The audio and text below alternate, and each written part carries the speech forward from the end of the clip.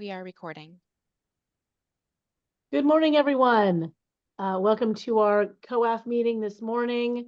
Before we get started today, Shannon, can you do the housekeeping announcements for us, please? Yes, we'll do. Welcome committee members, liaisons, and members of the public to the Council on Access and Fairness meeting. Thank you for joining us. We are using Zoom with a goal to foster a more inclusive environment and effective meeting. If you would like to comment during the meeting, please use the raised hand feature. Please utilize this tool to virtually indicate that you would like to speak in order to help the chair facilitate the discussion. A friendly reminder that this is a video conference and to please be aware of your surroundings behind you. All council meetings will be recorded and posted to the State Bar website. Zoom captioning is available. To enable, select live transcripts at the bottom of your Zoom screen, then select Enable Auto Transcription. Thank you. Thank you, Shannon. Okay, good morning again, everyone. I'm going to call this meeting to order. Elizabeth, could you please take, I know people are coming in, but can you please take a roll for us? Yes. Yemi? There we go. Present. Novella? Present. Tara? Present. Jezreel?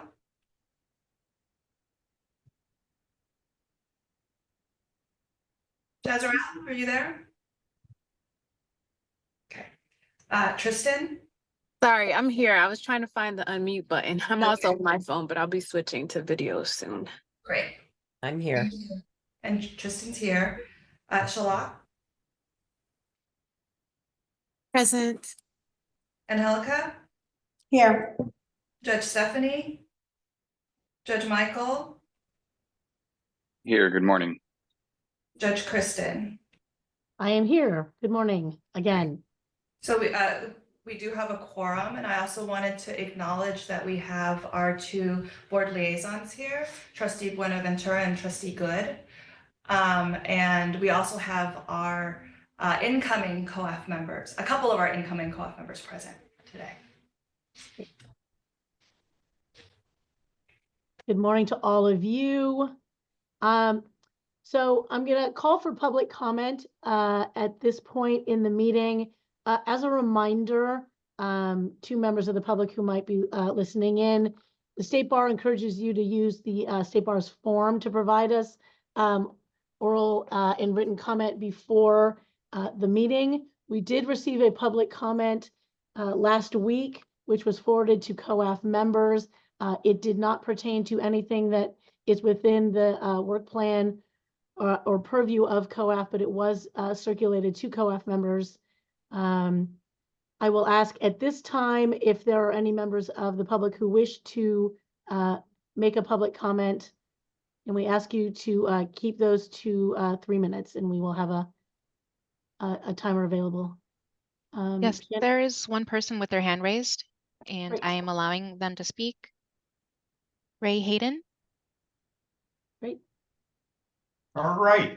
Good morning. My name is Ray Hayden, and I hope that you can all hear me well enough. This is also basically for the public as well that will hear this on the recordings later. But as of this date, the California General Bar Exam consists of 5 essays and 1 performance test. We get 1 hour for each essay and 90 minutes for the performance test. Going forward, the entire exam is on a computer screen with none of the quote unquote benefit of being able to write anything for notes. Additionally, during the remote exams, we had been fed 1 essay at a time, preventing us from being able to bounce around if we chose to. At in-person administrations, I would read all of the essays first one time, then I would go back and read that first one again, and then read it again as I worked on it. I never came close to running out of time, and I worked on them in order. But reading them all once allowed my mind to go to work on them in the background before I ever got there, and I really hope that makes sense. It's a powerful tool.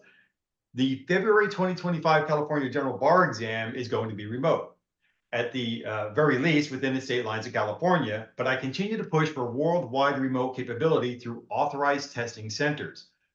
Unless the remote exam is truly remote, it is highly prejudicial and financially painful to those of us who must get within California state lines just to take a remote exam. The first year law students examination had 4 essays and 100 multiple choice questions, but they dropped the written section of that exam because it failed to be indicative of success on the California General Bar exam. And it was also revealed that the written section had a detrimental effect on all exam takers, even those who passed. Further, the written section on both exams is subjectively graded, which fails to compute because California Bar is seeking to obtain an objective evaluation using subjectively graded materials. For perspective, I sat for the first year law students examination 6 times, passing on the 6th attempt. I never scored below a raw 63 on any of my attempts, and based on the current standard, I would have passed all 6 attempts based on this current standard, and this is evidence of that detrimental effect felt by all exam takers. Worse, neither exam comes close to the actual practice of law, where attorneys have hours, days, weeks, months, or unfortunately, sometimes even years to work on a matter. It is long beyond time to drop the written section of the California General Bar exam and make it remotely available worldwide at authorized testing centers. I have one quick example of the pain and suffering. I have a buddy who is an admitted attorney in California now. He wrote a passing answers on the essays and failed the first year exam on the multiple choice questions. The next time he got a lower score on the multiple choice questions, but his score on the written section was high enough for him to pass. And I'm telling you, he's an admitted attorney now. He's a very successful person in general, and he actually does work with people that you may have heard of. But the fact of the matter is, he had to suffer through that too before getting it. Thank you very much.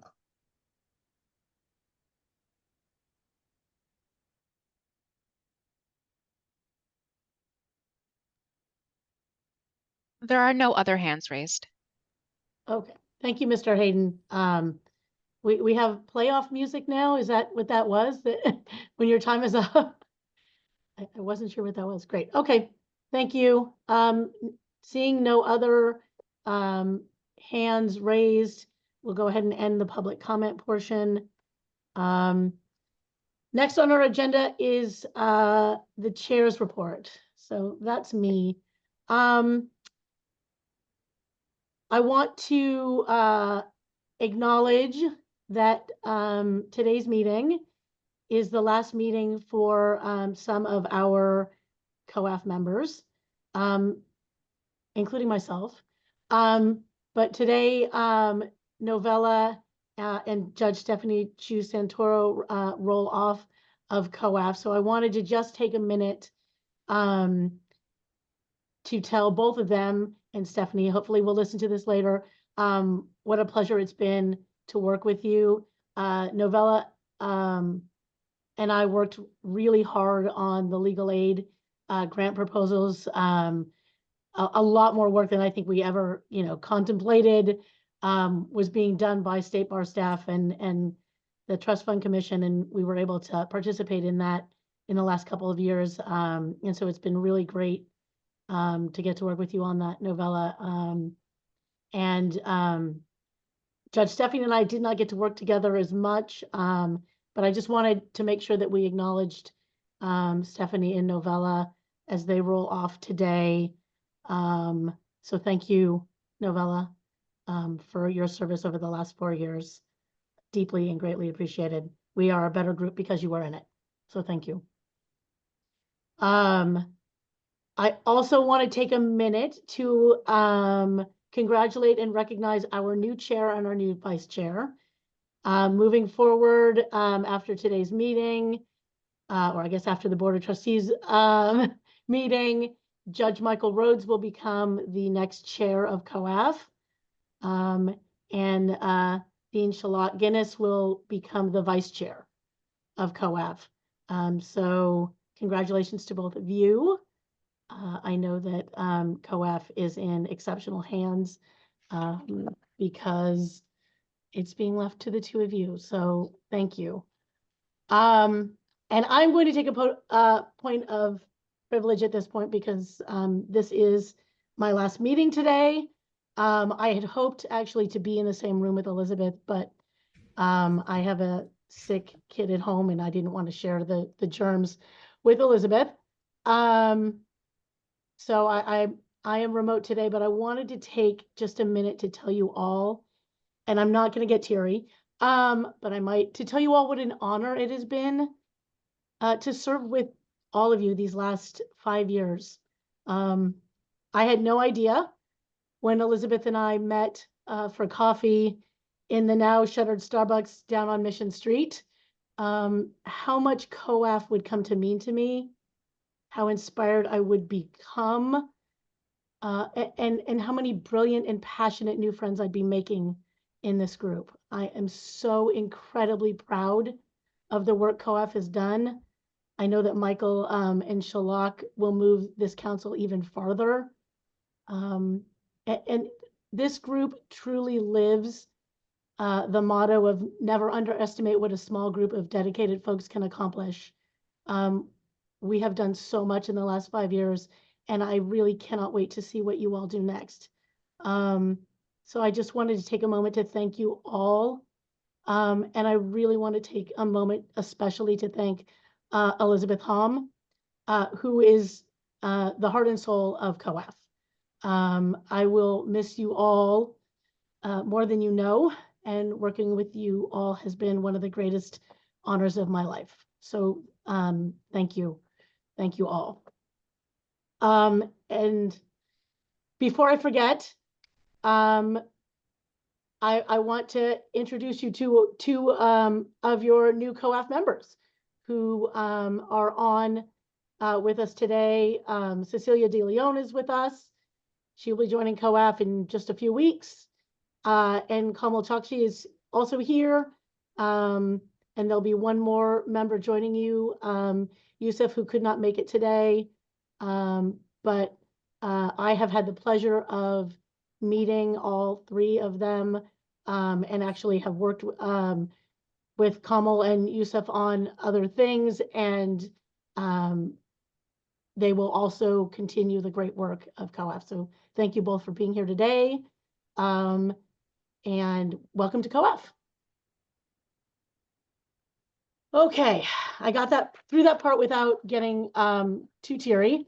So We have some hands raised. Oh, Rosie. okay. Oh, all right. Trustee Good, would you like to start? Yes. So first of all, I really wanted to thank you, Judge Rosie, and the other outgoing members of COAF for all of your dedication, hard work, and service. I was on COAF with you, so I know firsthand the care and personal attention that you put into these important matters. And then now that I'm on the Board of Trustees, I'm the happy recipient of all of the work that COAF is doing.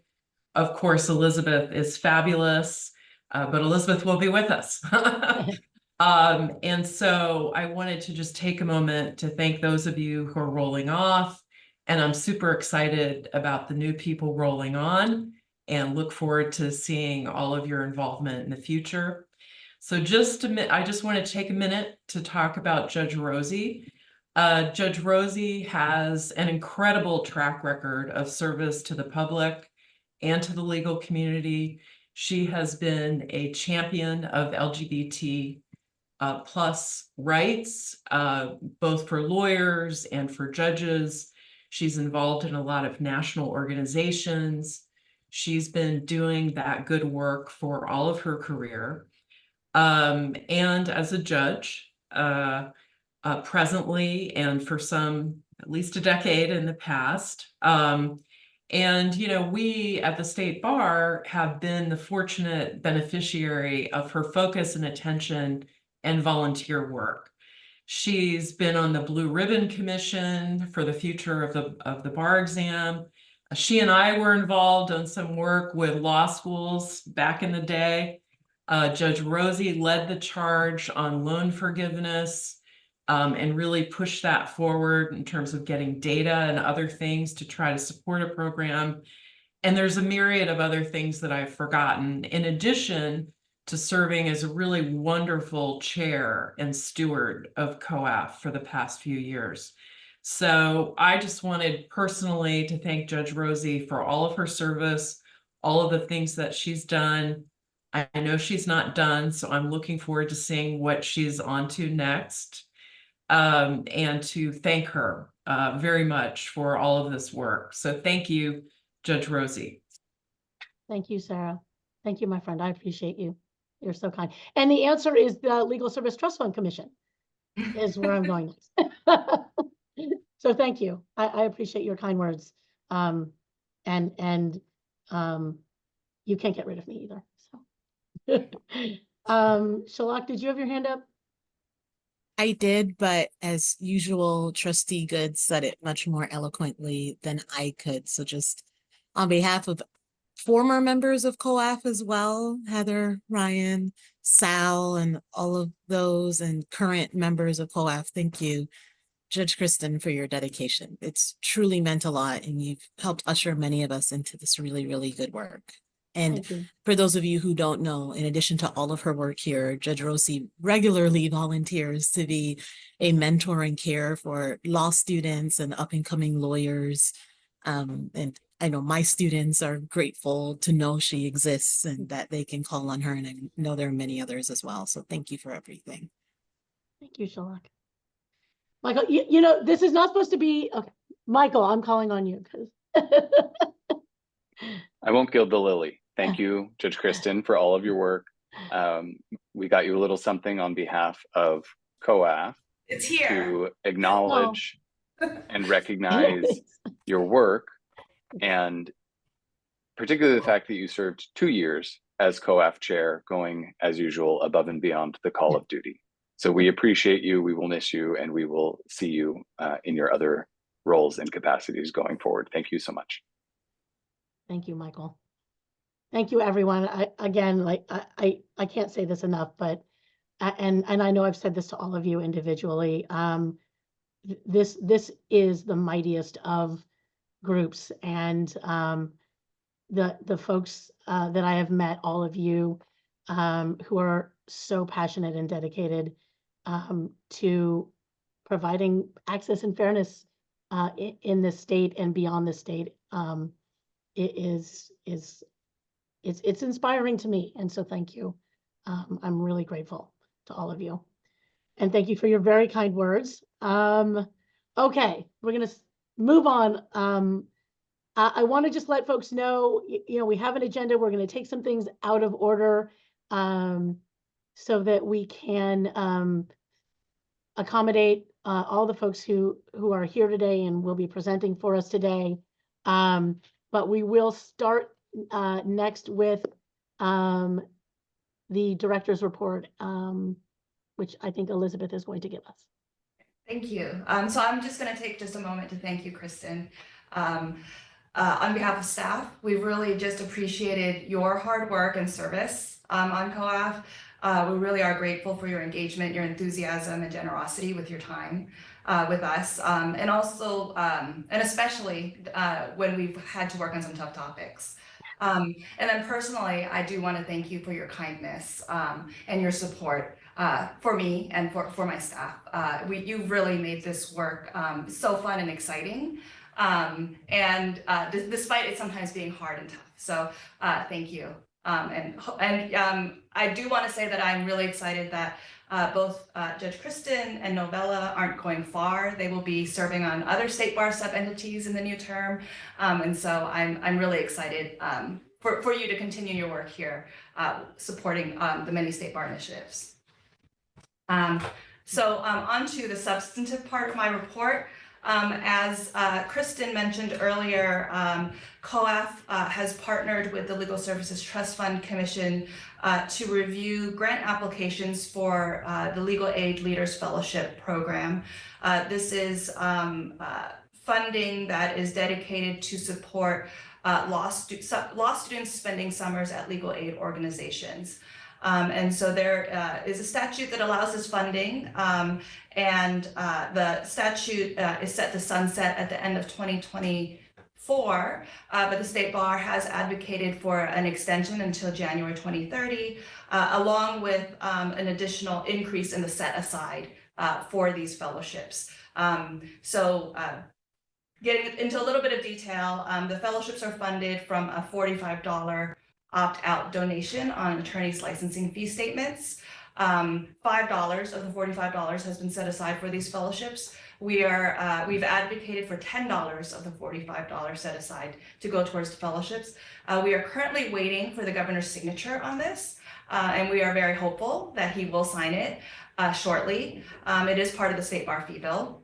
And so in anticipation of that, we have released a request for proposals to our current grantees for this funding for summer 2025. So I do want to acknowledge Judge Kristen and Novella for your service on this committee for 2023 and 2024. And I want to thank Judge Michael and Kamal, one of our new members, for agreeing to assist in our review for summer 2025. And so we're very excited about that and hope that we'll be able to, in a future meeting, bring you a little bit more information about the law students and the organizations that have received this funding. And then just an administrative update. There is a new State Bar meeting management system. And so our agendas look a little bit different online, and you access them still through the State Bar website, but you might have to click a couple more times to look at various items. So I just wanted to point that out for everybody. And if anybody has any issues finding things, please feel free to reach out to me or Shannon or any other staff, and we can assist you on that. And then the last thing is when I was taking roll, I overlooked acknowledging Judge Dolstich, who's one of our Judicial Council liaisons. Thank you, Elizabeth. Okay, we're moving on in our agenda to the approval of our June 28th, 2024 meeting minutes. Does anyone have any comment?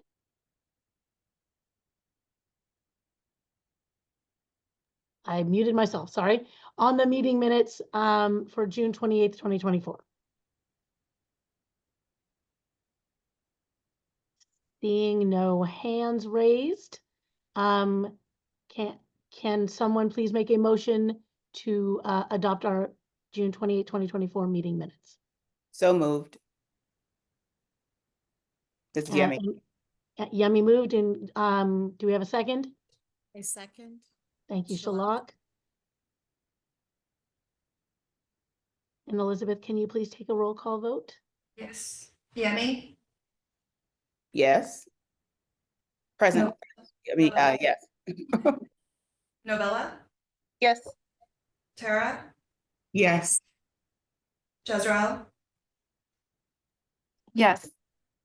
Tristan? Yes. Sorry. Shalak? Yes. Shalak? Stephanie? Michael? Yes. Kristen? Yes. We have 8 yeses, 0 noes. Motion carries. Thank you. Okay, moving on to some business. I see right on time that Helen has joined us to give us an update on the implicit bias online MCLE module. Helen, nice to see you. Nice to see you. Thank you, Chair Rosie. Hello, everybody. I'm going to share my screen.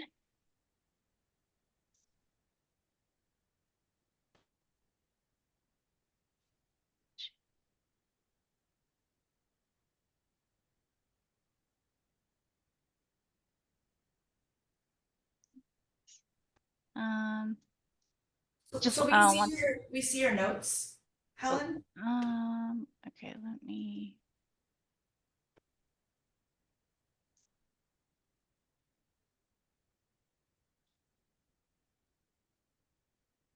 I need to.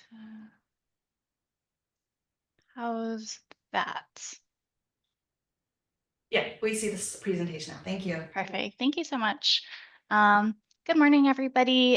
Chair Rosie and members, my name is Helen Yu. I'm a senior program analyst, and I'll be presenting item 4.9, update on the implicit bias online MCLE module. And the working group members for this module is Novella and Angelica. I'll start with a little bit of a background and an update on the timeline. Just a quick update on where we are. Thank you, Novella and Angelica, for your review of the alpha version of the module. Currently, we are implementing our last round of quality control checks and finalizing the module for it to be completed by September 20th. So it'll be about like 2.5 weeks from now. We hope to have completed the module. Next, I'll quickly go over the overview of the changes. About 25% of the module will be updated based on the feedback from the learners. So that feedback included revising the small case studies to be a little more nuanced and less stereotypical, defining terminology throughout the course, and incorporating content and examples that would be applicable to small and solo firms. So some of these new changes include an entirely new module and guidance on allyship, guidance to proactively disrupt implicit bias in everyday interactions, and then also a self-reflection exercise. There are also new components to the module to improve the learner experience. Those new components include an overall progress tracker, interactive exercises within the course, motion graphic videos, which are like 1-minute videos with knowledge checks embedded into the videos, and then also a range of voiceovers for the content, and then small case studies throughout the module as well. Next, I'll present a couple of slides of the new module components. There'll be screenshots, but then following the presentation, I'll do like a live preview so that I'll kind of tie things together so you can have a visual reference. This is the new landing page. Once the learners log in, there'll be a little pop-up with instructions, and then learners would click the little X in the corner and then jump right into the module. The navigation of the new module is very similar to how someone would navigate a website page. There are a couple of different activity types throughout the module to keep learners engaged. Here are just a few examples of how the scripting is laid out. On the left side, you'll see it's like a horizontal layout where learners will keep clicking next. And then on the right side, this is an example of how some definitions are laid out where learners can click steps to see the contents. These are examples of more interactive activities. On the left is a read and learn. So learners would read the scenario and then they would answer a question according to the scenario. And then on the right is a activity where learners can select if an action positively or negatively impacts disrupting implicit bias. This is a screenshot of a motion graphic. The motion graphics, like I mentioned, are about 1 minute long. They'll have infographics embedded in, so animation as well as images in the background. And then embedded into the motion graphic are knowledge checks. And this is to keep the learner engaged and to make sure that, to help the learners sort of increase paying attention. Lastly, these are screenshots of the small case studies that are presented throughout the course. Each of the case studies will be a listen and learn type activities. So learners would listen to the voiceover and then select an answer based on the scenario that's provided. So these are just 2 examples of the different layouts. I'll pause here. It's the end of my presentation and I'll jump into a live preview, but I'll pause to see if there are any questions before I do that.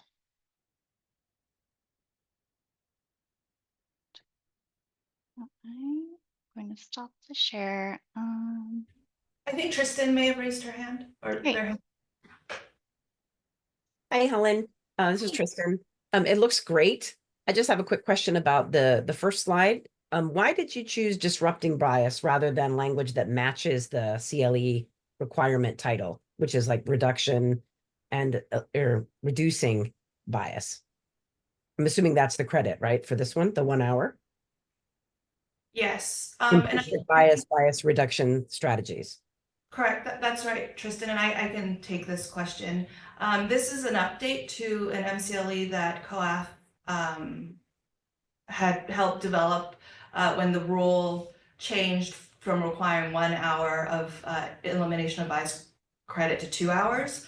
And so we worked with a subject matter expert to develop the training. And that was the title that we landed on initially. And so I don't believe we changed the title from that. Okay, thank you. It looks great. Right, so I'll share my screen again. Okay, please let me know if you see my screen and if it looks like a bunch of tabs on a web page. We see that. Perfect. So I did specific selections that you also saw in the presentation. So it'll be just a quick walkthrough. Like I said, this is not 100%, this is not final yet. We're putting finishing touches, and those finishing touches are more technical updates, little corrections on the scripting, as well as making sure that the logic is correct on the knowledge checks, but the final product will be very similar to what you're seeing. So what you see now is what learners will see when they click the beginning of the course. So it's the instruction page. Learners would click the X, and then they would navigate throughout the module like a web page. Each of the modules are locked, so that means a learner will not be able to advance to the next module until they completely finish the one previous. So they would have to hit the 100% in the overall progress tracker. This selection is the horizontal navigation layout. So learners would click horizontally, they can click up here, or they can click next. Close. This is an example of the number layout where learners would click through the numbers and they can self-reflect with this particular scripting for the do I have biases portion.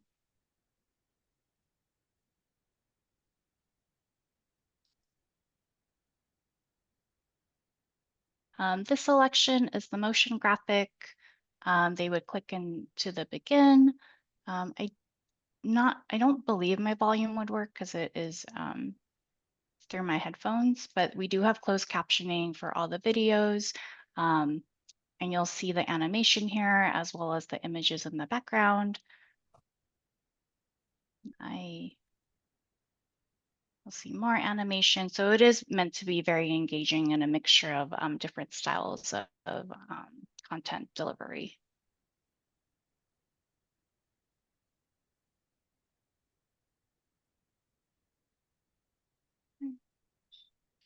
And this selection is another type of engagement activity where learners will be asked to identify the type of implicit bias. So they would click on each of the individuals in the activity. They will read a description and then choose an option, choose an answer based on the description. If they just select a wrong answer, then you would have a little X and they would have 2 chances per question. And then this last selection is the disrupting implicit bias positive or negative reaction activity. So this one is a different type of engagement where learners will be presented with statements and they'll get to choose if that action positively or negatively impacts disrupting bias.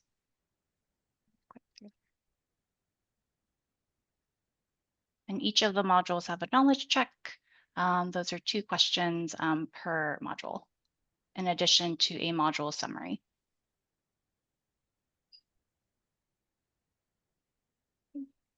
And that is a preview of what's to come within the month. Thank you, Helen. Does anybody have questions for Helen about this? I don't see any. For folks who are new to COAF or who maybe don't know this, this was a COAF idea, I don't know, maybe 5 years ago. And to see what the State Bar staff has put together here, it is really incredible. So thank you all, State Bar staff for putting this together. I don't know, Helen, if you know off the top of your head how many people have taken the course. Yeah, it's over 21,000. It's So, quite a bit. I mean, truly, again, I say this all the time because it's so true that this group and the State Bar staff who make this group possible, you know, we were able to reach over 21,000 people with this online MCLE. So thank you all, staff, for making this possible. It looks great. Thank you. Okay, moving on, I see Daniel. There's Daniel. Hi, Daniel. Hello. We're going to move to item 4.6. As I said, we'd be jumping around. And Daniel's going to update us on the DEI leadership seal. Yes, perfect. All right, so I will share screen. Great, yeah, and we'll go ahead and get started. As a reminder, the working group for this project is Yemi, Michael, and Tristan. And I'll go ahead and get us started. So this will be a pretty quick update today, but want to give a very brief program overview for newer members to COAF and then provide you some recent updates on what we've been doing with this project for the last couple months. So as a reminder, the DEI Leadership Seal is a program that's available to all legal employers that employ California attorneys, including law firms, in-house legal departments, legal academia is what that should say, excuse me, nonprofits, government agencies, etc. And the program provides a list of 10 action items, and to participate in the program, an employer must commit to implementing at least 5. After that commitment, employers then have up to a year to implement those various action items, at which point they would be considered a DEI Leadership Seal recipient, and quite literally receive a little seal that they can use on their web and print materials to share with the community and potential employees that they are a part of this program.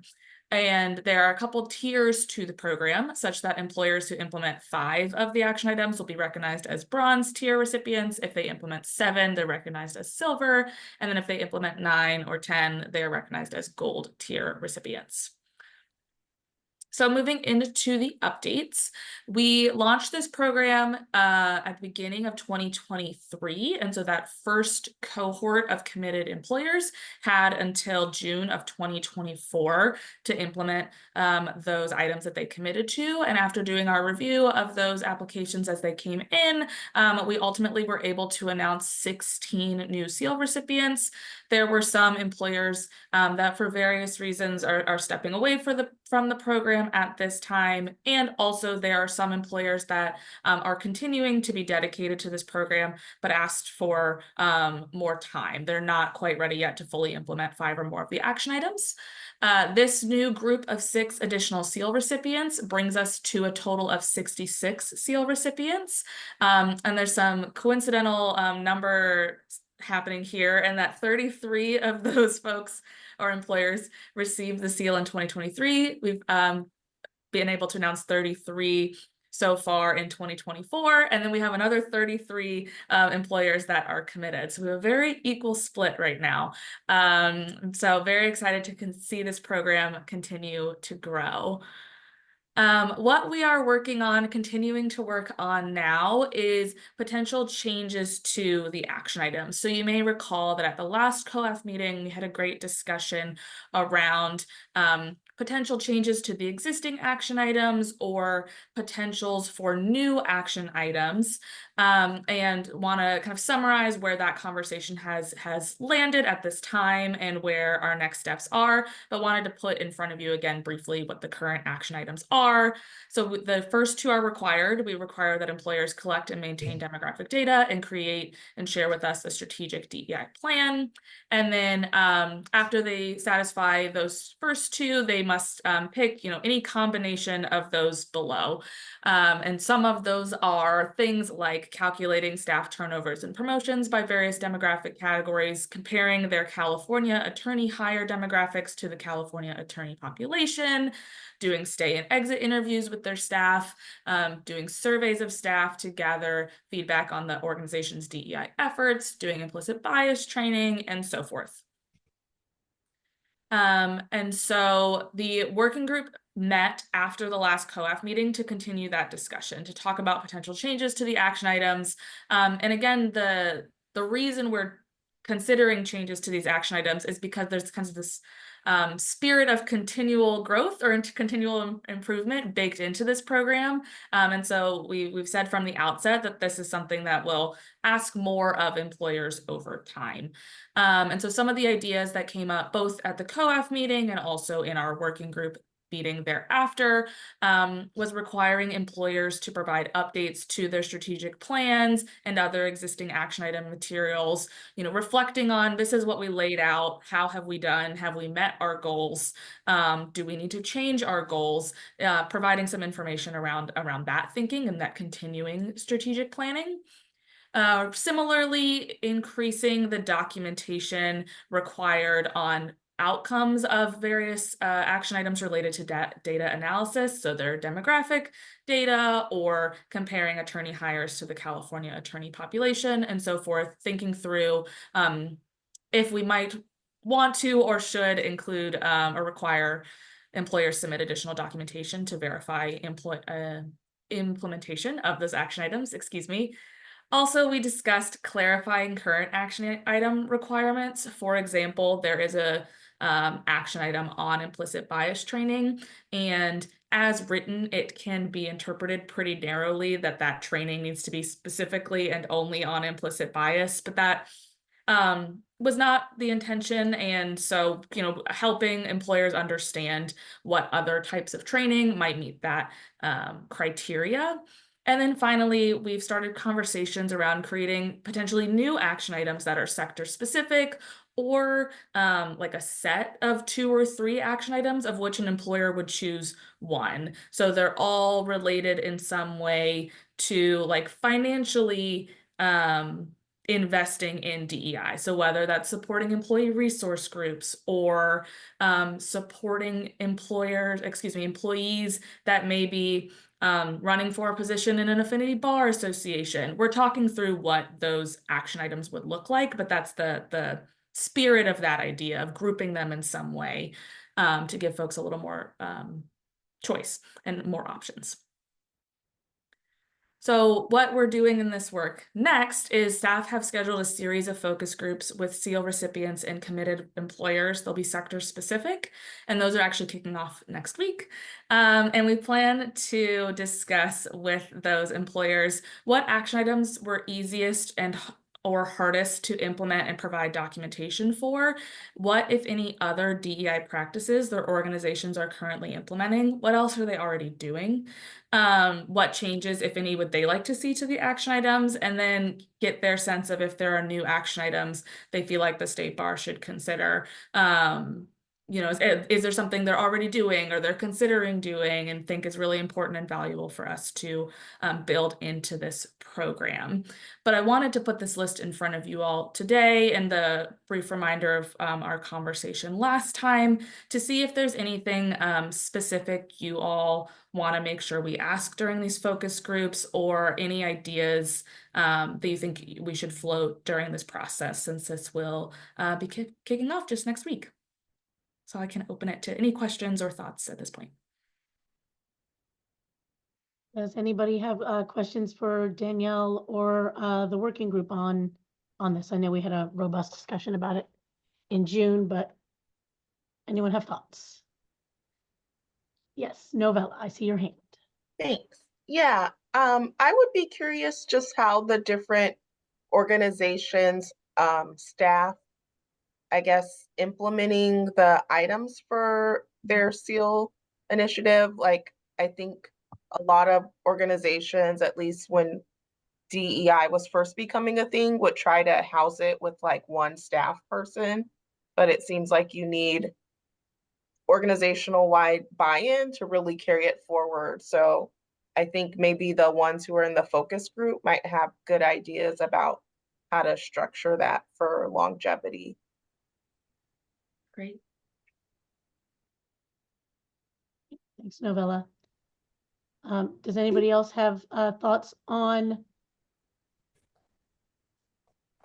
this? I can't see any hands but I'm only looking at the small panel, but I do not see any hands either. okay, great.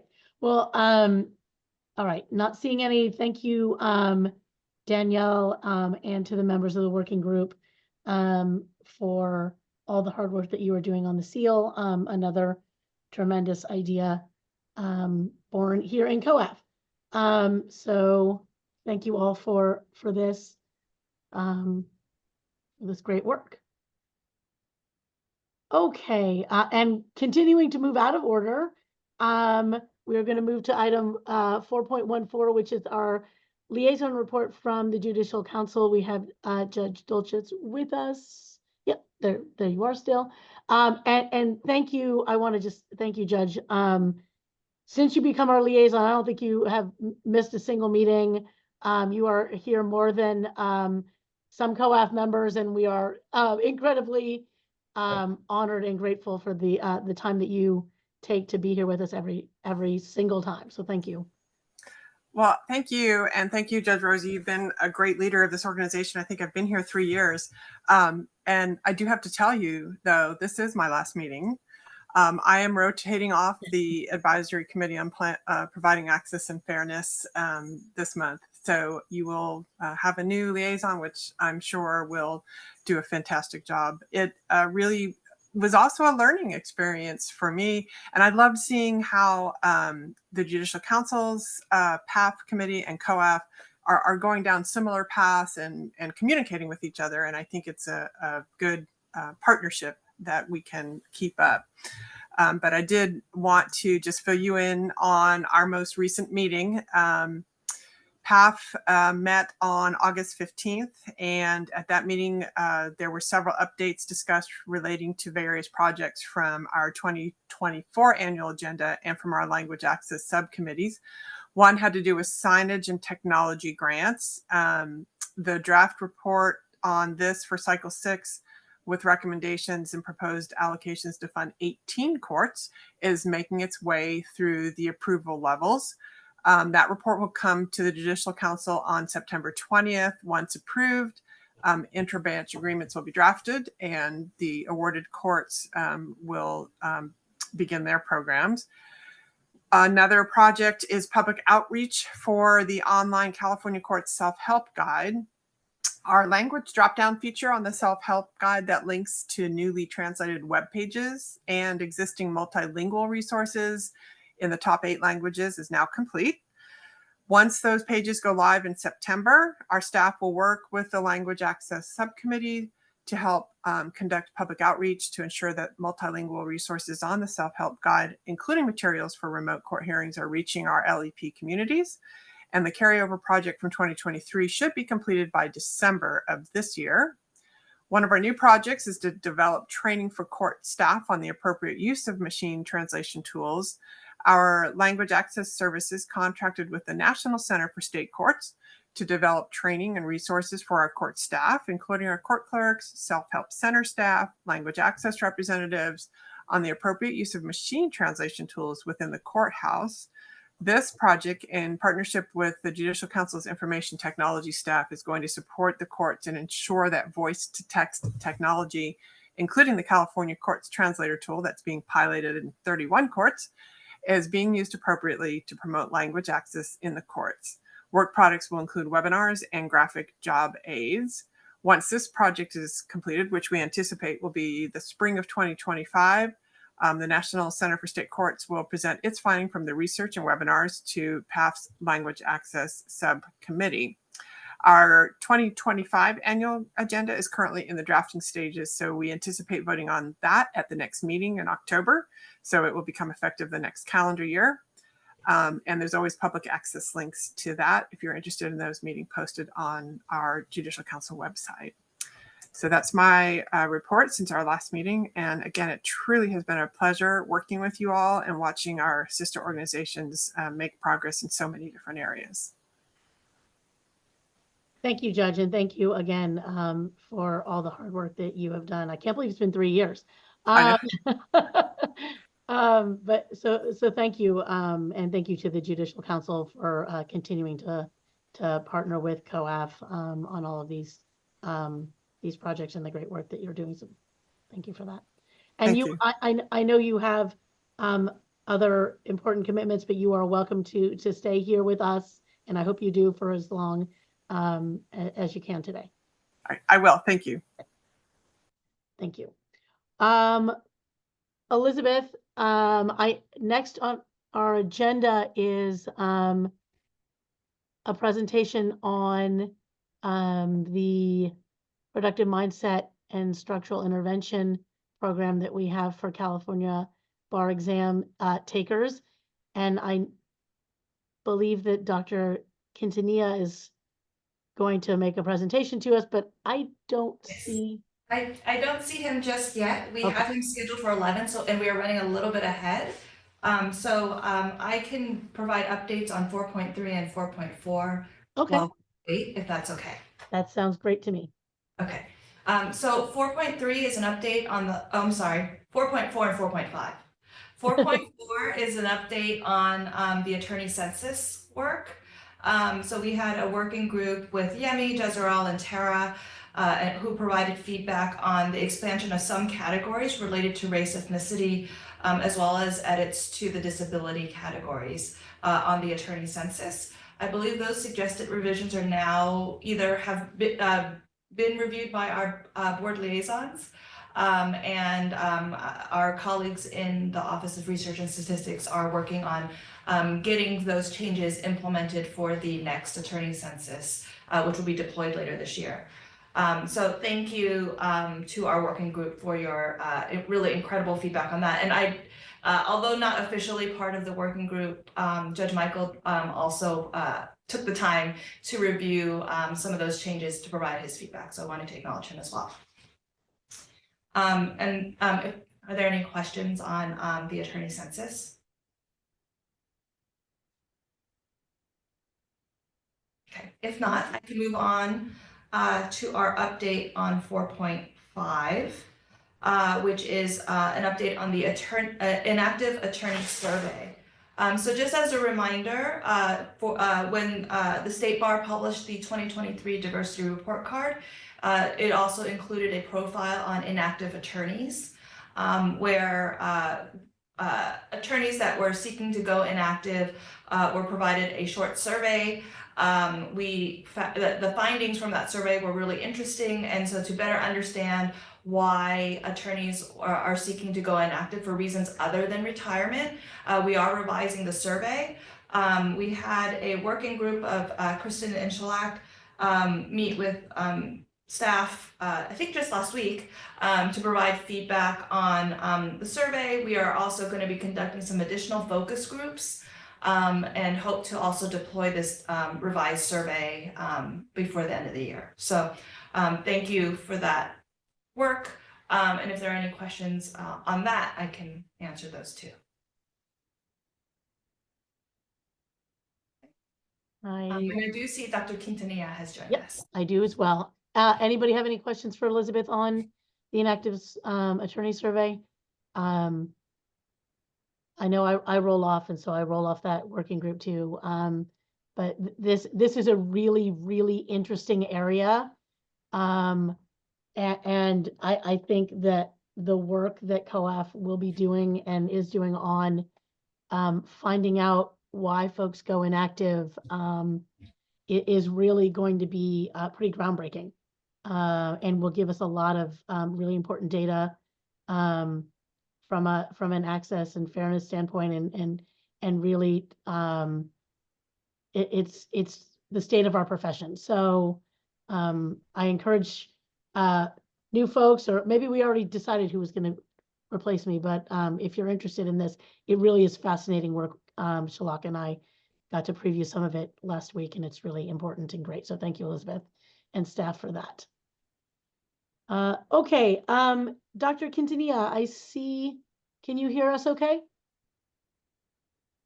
I can. Welcome. Thank you so much for being here. We are really interested in hearing about the productive mindset and the structural intervention program that bar takers can participate in. Wonderful. So thank you so much, Judge Rossi, for having me, and Elizabeth for arranging the presentation. And also, I should say thank you to Amy Nunez, Leah, and Tara as well.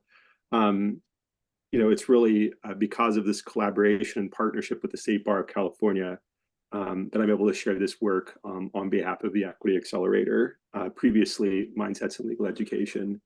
I'm going to share my screen, and I'm actually happy to answer any questions or talk about anything that you'd like to talk about afterwards as well. So let's do this. I think you should be able to see it now. Can you see the screen okay? Yeah, okay, great. So today, on behalf of the team, I'm going to be presenting the results of our programs, collective efforts, activities with the State Bar of California since we began our collaboration in 2018. So that's actually over 6 years. We'll be sharing our activity and efforts across 2 major programs to promote access to the profession. First, the Productive Mindset Program, which we developed in partnership with the State Bar of California.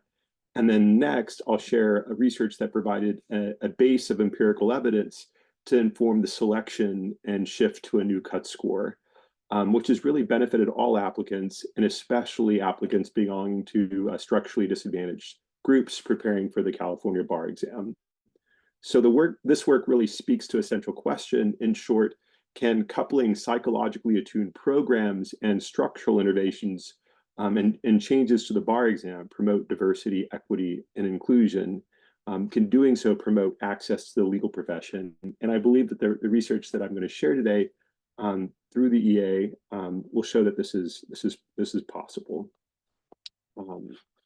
So this research that I'm going to be presenting today would not have been possible without an amazing, generous, collaborative group of scholars and researchers working together on a project called Mindsets in Legal Education, which later migrated to the Equity Accelerator.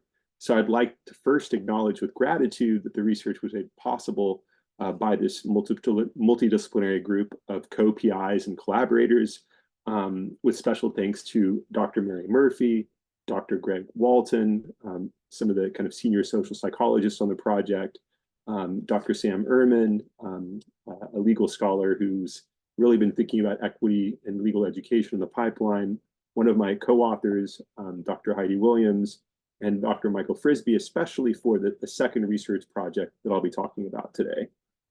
So let's go ahead and begin. So as you know, the legal profession and the State Bar of California, indeed this very committee, strives for the bar to reflect the rich demographics of the state of California. That's especially so given the many benefits that diversity and equity and inclusion of our legal profession can have on the reality in which our legal system operates. Indeed, being a member of the legal profession unlocks doors of power, privilege, and opportunity, and many of the elected representatives, maybe even the soon to be elected representatives of our democracy, are lawyers, and of course, judges and other high-level government officials. Diversity in the legal profession and the lack of, therefore, affects the reality by which our institutions operate.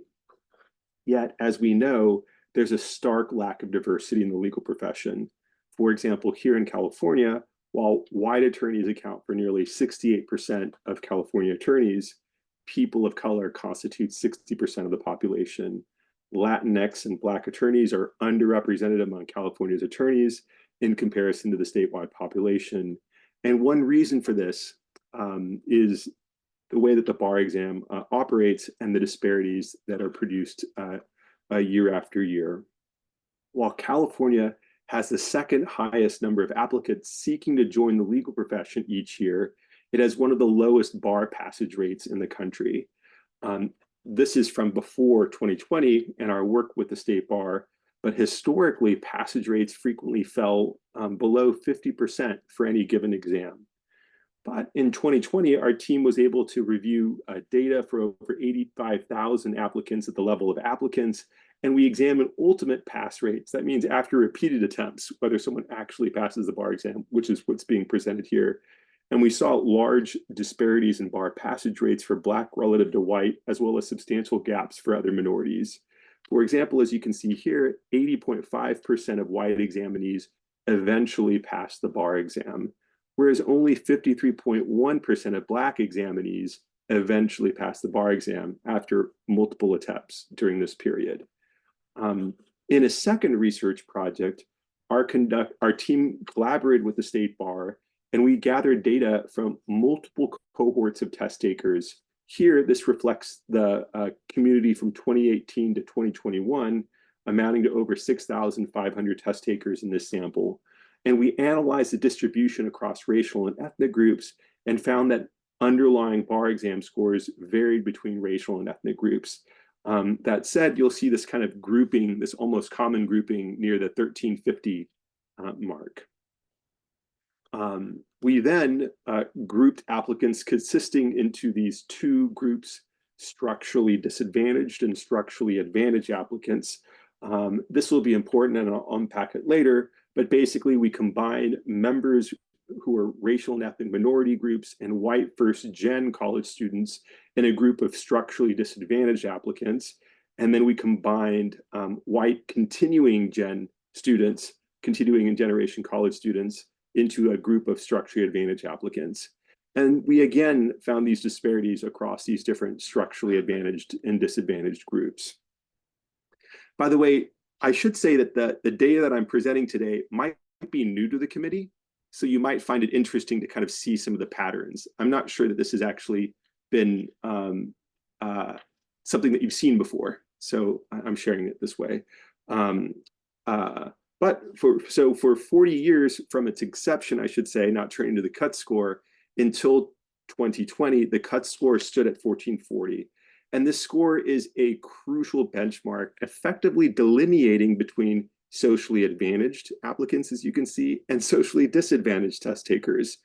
And let's be clear about the way the cut score operates. All applicants who score higher than the cut score pass the exam, and all applicants who score lower than it fail.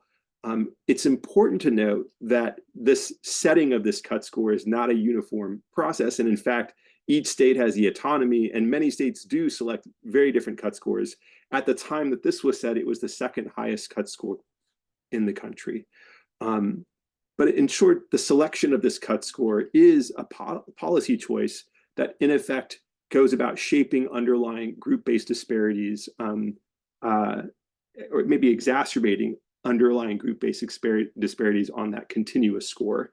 So there's two ways this suggests to address the challenges that disadvantaged test takers encounter on the bar exam, and promoting access to the legal profession. First, you could attempt to push that structurally disadvantaged heat to the right and lead them to pass, using psychologically attuned or other informed interventions and programs. Second, you could change the structural choice, change the adoption of the new cut score, thereby increasing the pass rate. And I'm going to speak about both of these in turn and jointly in a moment, as our work with the EA and in partnership with the State Bar of California has emphasized both of these points. So let's begin first with the Productive Mindset Program, a psychologically attuned intervention. This is one that our team developed, again, which is called the Productive Mindset Program. So what's this about? In summer 2017, we engaged in the design process where we sought to learn specifically about the challenges unique to preparing for and taking this kind of high-stakes, stressful exam. We conducted focus groups and surveys with hundreds of bar takers, and the common thread that we saw throughout all the surveys was stress, worries about stress. Our findings revealed a range of stressors that the bar exam takers commonly face, including worry and heightened arousal that studying for the exam can induce, and the magnitude of the stress is such that it can impede, really demobilize preparation for the exam. We learned that this worry and arousal can be exacerbated when applicants encounter stressors common to the exam, including receiving negative feedback about mistakes along the way, performance halfway through the summer on a practice exams, and other kinds of stressors along the way, like the way that family members could console you when you're preparing for a high stakes situation, saying something like, you've got nothing to worry about, you're so smart, you're gonna do just fine, you'll pass. Kind of backfires But we know from the literature is that first, stress can often cause people to underperform and choke in high-stakes exams. Second, socially disadvantaged group members contend with additional psychological friction relating to their ability, competence, intelligence stereotypes tied to their social identities, which increase the concerns and stress when preparing for high-stakes exams. Our research has shown that mindset interventions can play a crucial role in reframing these common stressors and the ambiguity around this accompanying arousal. But by doing so, they can enhance the learning and performance of bar exam takers, and it's a potential solution to some of the challenges identified. So with the aim of improving passage rates and reducing disparities, we partnered with the State Bar of California to create this novel productive mindset program that we administered to test takers just before they began studying for the July 2018 and 2019 bar exams. In a randomized control trial, applicants read and listened to quotes from ostensible former test takers about experiences preparing for the bar exam. The stories framed common stressors specific to the bar exam as normal, helpful, and conducive to one's valued goals. And we loosely grouped the stories into three sections: stressors related to the experience or the arousal related to stress, stressors relating to learning mindsets relating to failure and mistakes, and also reappraisals directed toward the lack of motivation that can happen during the summer, using the literature on purpose and utility interventions. So here's the basic sequence for the modules in the intervention treatment condition. First, written and voice recorded stories spoke about the insight that stress and arousal was normal and can be facilitating. Second, stories communicated that worry about failures and mistakes is normal and changes over time, and that mistakes are areas to spotlight and lean into learning new areas. Third, stories about fluctuating motivation while studying and how to remind oneself about the purpose of one's efforts. The letter to the future test taker is also transformative. Leaving a testament such as this for others can help shape one's beliefs. So here's an example of one of the stories. I'll just kind of read it and I'll emphasize, but the basic idea here, it's a attributional ambiguity reappraisal after a common stressor. So I'd done pretty well in law school, so I was shocked when I got my first practice test results. I mean, I wasn't expecting a perfect score, but I didn't expect to do that badly. I started to worry I'd never be able to pass. From then on, each mistake felt like a sign that I wasn't cut out for this. So I avoided those areas instead of learning from the things that I was getting wrong. Then one day over lunch, a friend who sat for the bar last year asked several of us if we'd recovered from our first practice exam yet. We looked around, it became clear from our faces that none of us had done well, but we had each kept it to ourselves because we didn't want to look bad. Our friend smiled and shook his head. Of course your first practice test sucked. Everyone struggles at first. That's why you're taking a class and studying. Then he said, let your mistakes show you where you need to go deeper with the material. That really resonated with me. And from then on out, I really tried to embrace the idea that success is about learning from your mistakes. Over time, I found myself learning more, doing better, and making progress. In fact, some of the subjects that I did the worst on early in the summer, like property, became some of my better ones by the end. And you have another story about the arousal, and it turns out kind of reframing arousal related to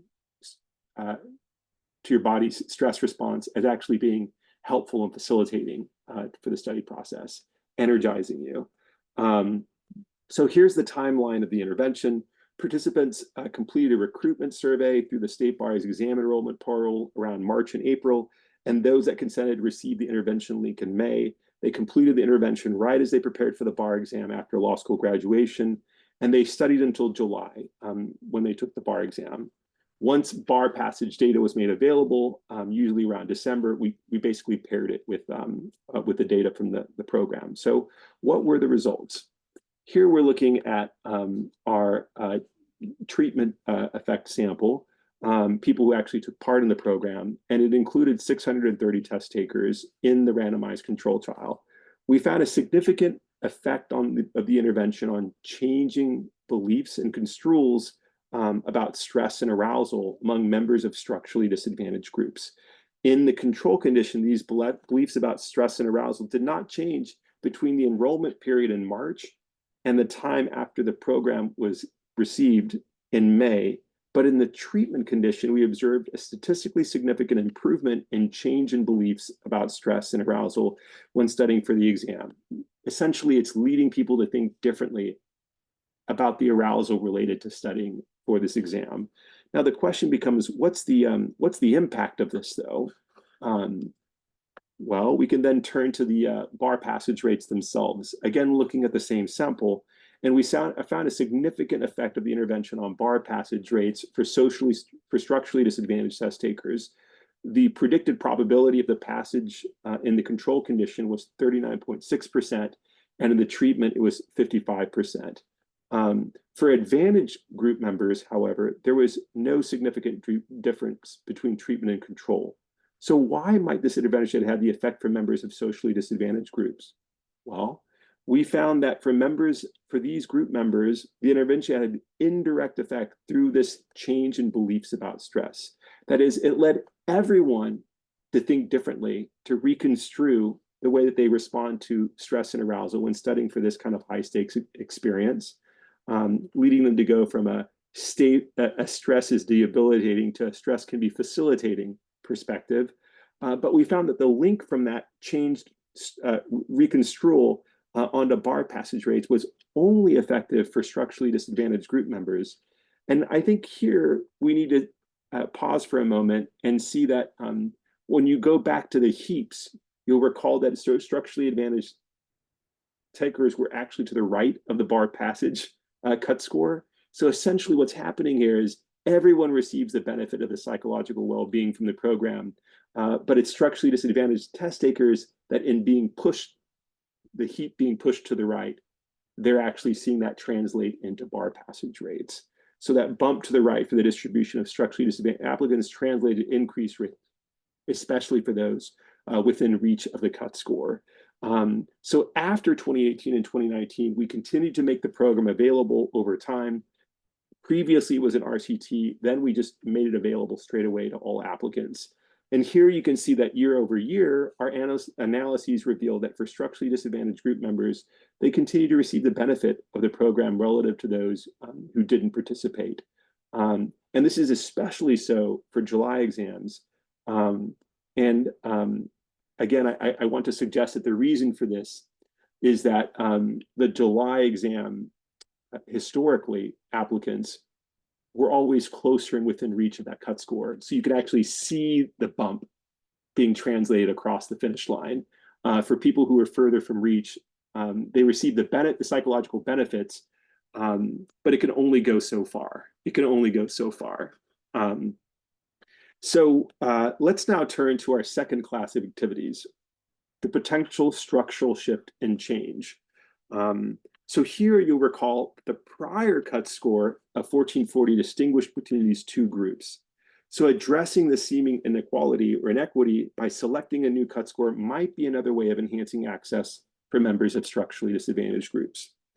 And in 2020, this is precisely what we did. Along with collaborators, some of you in the Zoom and perhaps some of you listening, along with Dean Mitch Winnick, Professor Michael Frisby, and Sam Ehrman, we helped the State Bar of California and the Supreme Court by providing research and an evidence base to understand the impact of various cut scores on issues of equity and fairness. So ultimately, the Supreme Court found that empirical data that we presented to you already today compelling and effectively shifted its cut score from 1440 to 1390. And that single change greatly increased the percentage of applicants who passed the bar exam, especially among members of structurally disadvantaged groups who are being screened out by the higher score, those that were in reach, but not quite there, given where the continuous score measure heap sat. This was especially the case for structurally disadvantaged group members who were being screened out previously. So let's turn to our key findings here. Now, the question becomes, what happens when one couples these kinds of psychologically attuned programs and structural interventions together? What happens then? Might this enhance access, equity, and inclusion? All right, so to orient you on this graph, bar passage is on the vertical axis and the two cut scores are below on the x-axis. So first, we see that the intervention itself improved performance for structurally disadvantaged group members at both cut scores, meaning that their distribution moved to the right. But second, we'll talk about this psychological intervention. So the psychological intervention improved bar passage rates for these structurally disadvantaged group members by 8 percentage points on the exam, an increase of 21% relative to where they would have been.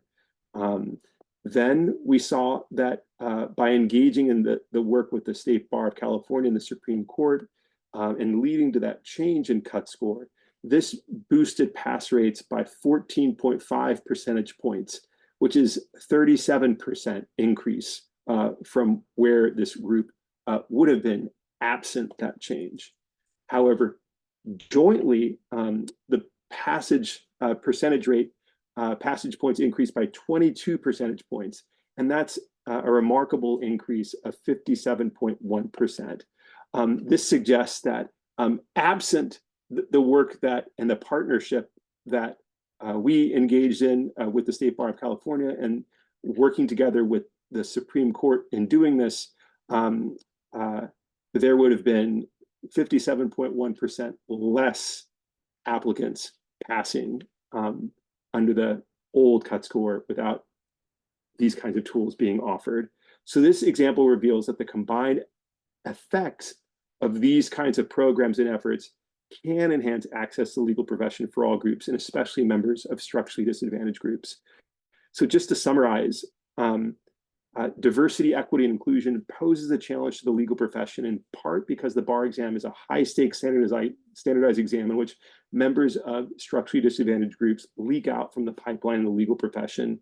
These group-based disparities are produced by the structure, design of the exam, and also engendered by psychological friction created by stressors and stereotypes encountered by members of structurally disadvantaged groups.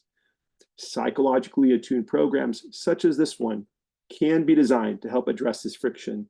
Here, this program improved passage rates for these group members, and our moderated mediation analysis revealed that the intervention improved positive beliefs about stress, which in turn improved bar passage rates for those groups that were close to the cut score, effectively pushing the heat to the right. That said, the program benefited all applicants with the kind of adaptive psychological messages that were provided. Further, the structure of the exam was altered, and we saw that the selection of the new exam passing threshold lifted bar passage rates across all groups, including members of socially and structurally disadvantaged groups. The cut score, in effect, moved the pass criteria to the left, greatly benefiting those groups that were previously not at the same rates. So finally, in sum, we begin with the question, can coupling psychologically and structurally interventions promote diversity? And I think this offers a powerful proof of concept, and the answer is yes. We saw that combining these kinds of programs and interventions can powerfully enhance access to the legal profession for members of structurally disadvantaged groups. I just want to close in saying we've been honored to work with the amazing team at the State Bar of California for the last 6 years in engaging in these kinds of programs to enhance access to the legal profession. Thank you. Wow. Thank you, Dr. Quintanilla. That was pretty astonishing, actually, and really very interesting. Members of COAF or our liaisons, any questions about what you just saw? Tristan, I see your hand, and then I'll call on Yemi after you. Hi, Professor, or is it doctor? I apologize. Oh, it's kind of funny. I actually finished my dissertation proposal. I turned it in today. So it's Professor, soon to be Doctor. Excellent. Well, Professor Doctor. Professor Doctor. I have a question for you. This may seem obvious, right? But I don't want to seem too like basic, but if you lower the cut score, more people will pass, right? I mean, that's very simple. And I think that what we are trying to do is make things more equitable and encourage folks that have been disadvantaged or structurally disadvantaged to pass at similar rates or the same or even slightly better rates as folks that are structurally advantaged. That would be like me. So why do we want to combine it with lowering the score? I don't see the merit of that at all. Like, we don't really want more attorneys. We just want an attorney population that is representative of the state, right? And unless we know statistically that is necessary, I mean, I'm on board with the psychological component. That seems really wonderful, targeted. I just don't, can you comment on why you need to tie it together? Yeah, this is a really, this is a wonderful question. I should say that you don't need to tie them together, but there are additive effects of tying them together. Let's put it that way. So the work that we did was on both routes, and what we're seeing is the kind of the joint effect of the two, right? So you could take either one and say, look, this is what we want to do, or that's what we want to do. So I'll start, but I will say that on cut scores, I think it's this is a really interesting area to me. I think one thing that might be helpful is to get a sense that there's actually a lot of possibilities of what the cut score is. And previously, the state of California was the second highest, and there really weren't any validity studies showing that it needed to be that high, essentially. I think what you're trying to do is, from the cut score perspective, you're trying to select a cut score that's really key to minimum competence and the kinds of skills that are presented.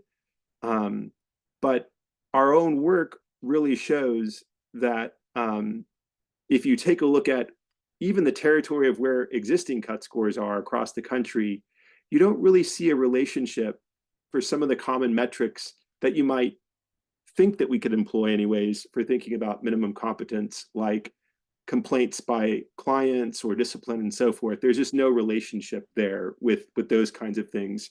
So I think I think what you're trying to do is in some ways choose a valid cut score that's tied to minimum competence, and really thinking about what that means. And second is, there's also kind of a realization that past cut scores, you're operating in a place where past cut score setting was maybe I would say more fraught than it needed to be. And so you're kind of correcting some of the mistakes that were made in the past also. So in other words, the current field of where the cut score is incorporates prior challenges. So it's not necessarily neutral where it is. So I would say that, but to your larger point, I completely agree with you that leaving that aside, the goal is to identify risk factors and clusters of applicants that you can actually help lift. I think what you're going to find is that the cut score will really make your work a lot harder depending on where it's set. So for example, if you think about two bell curves, I'm going to just like use my hands for a second. I can't use my whiteboard. I won't use my whiteboard. Okay. I'm going to talk more than I need to. I'm sorry, but okay. You've got your two bell curves, something like this, right? So if the cut score is set really high, the gap between the group that you're trying to help and the people that are passing is yawning. It's a huge gap, and it's going to make it a lot harder to do the work that you want to do on the equity side. If you can set a cut score where the gap between the groups is narrower, then you've got reach to do your equity work. So the cut score, in effect, does set the stage for the other work that you're going to do. I don't think they're independent. So I would just maybe I would encourage some continued kind of probing there. That's what I said. There's probably too much nuance that I'm able to talk about, but yeah, there you have it. They're related. They're related in some way. You might think about whether you're going to be running a marathon versus a half marathon, and essentially kind of the way that can kind of change the equity work that you would do. Thank you. I think I probably said too much, but okay. No, definitely not. But I just, I have a concern that if we lower the score, structurally advantaged folks are going to say, well, they just had to lower the score because our structurally disadvantaged folks are not able to compete, which is incredibly wrong and harmful. And the idea that sort of a high tide floats all boats, that's equality, that's not equity, right? Equity is a targeted effect that will improve the access to justice for the populations we are trying to correct. So I'm not sold on the cut score, but I do love the work you've done, and I really want to thank you. And good luck on your dissertation. I will say that for what it's worth, the change, we do have data that the change from 1440 to 1390 doubled the rate of Black women who passed the bar exam. Mm-hmm. So I don't think they're unrelated. I'm just going to I'll just say that. Okay. Yeah. Thank you. I think yeah, you're next. And then yes. So I again, thank you for this work and appreciate it. And sort of anecdotally can sort of appreciate the value of having tools that show you that getting to the score you need can come from a variety of ways to think about how to answer the question. And so one, I take Tristan's point and 100% agree with it. I really think the cut score and the hurdles to a high stress test is really two separate tracks of work. And if we get really good at working on this equity piece and really understanding where applicants are, the places from which applicants are coming, and putting together programs that put them on sort of equal footing to access the things they've already learned and the acumen they've already developed in their matriculation through school. I think that's one line of work, which is separate from determining whether or not we have an artificially high cut score. I just think they are different, and it's important that as we work on them, that they are viewed as two discrete workflows, whether or not they ultimately correlate in ways that matter to the change in the cut score, we'll see. But I just think that they're fundamentally different work. I also was curious to know how many of the applicants were aware of the fact that the State Bar publishes past answers, which goes to sort of my first statement about seeing that there are many ways to get the points on the exam, so that it accommodates different styles of learning, different styles of communicating, expressing, to sort of get those elements on the page and to see how there is more than one approach that can secure the points you need for each section. And if there was any work to see if there's a knowledge gap with respect to that, those tools that are available for applicants. Yemi, these are wonderful wonderful comments and ideas.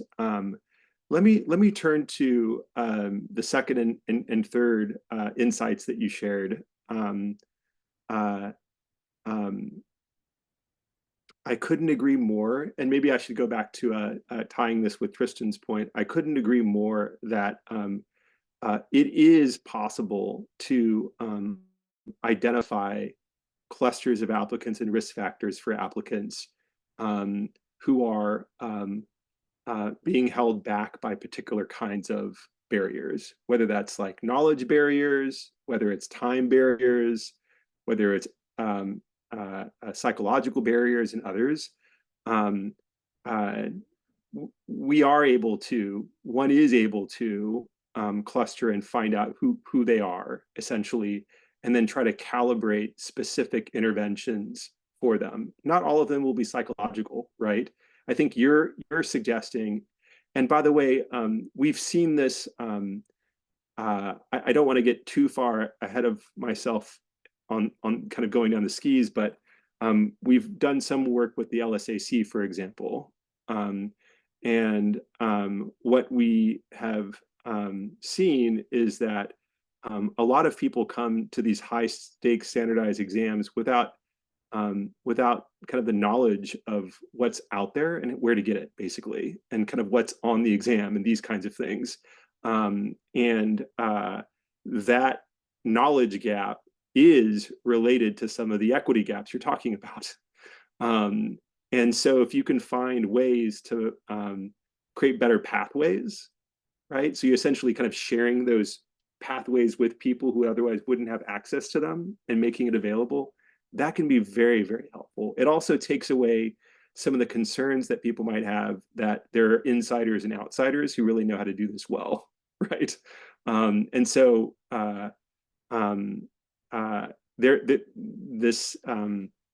Let's just say that similar kinds of approaches and programs are being attempted. I don't have the information directly about this group of applicants and their knowledge of particular problems, for example, but I can draw from by analogy on other high stakes exams, and that issue is real. Yeah. Thank you. I appreciate it. Thanks, Yemi, for your comments. Novella, and then Sarah. Thanks. Yeah, I found the finding you reported about, although I know this is designed to like ensure more people pass the bar exam, especially more diverse populations, the finding about changing people's mindset about stress in a way that it would be more productive, very interesting. So I was wondering two things. One is just how, or if there's any findings about how long that change in mindset exists. Like, what's the duration there, or if people have studied that? And then I was also curious just overall about the implications of the studies in other contexts, because with the legal profession, obviously the bar exam is one entry point that affects what the population looks like, but it's not the case that like the structural disadvantages that affect one when taking the bar exam disappear once one becomes a lawyer. So I'm just wondering if there's anything promising about like using this type of intervention in other contexts to see if it can help influence people staying in the legal profession. Wow, that's really interesting. Maybe a couple of points here. So just to go back, the basic idea for this kind of approach is that there is effectively there's ambiguity in two ways of understanding,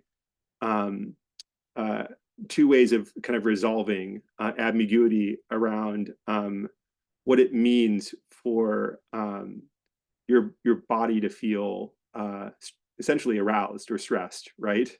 And one way is to worry that that feeling is stress, and that it's bad to feel stress in that moment.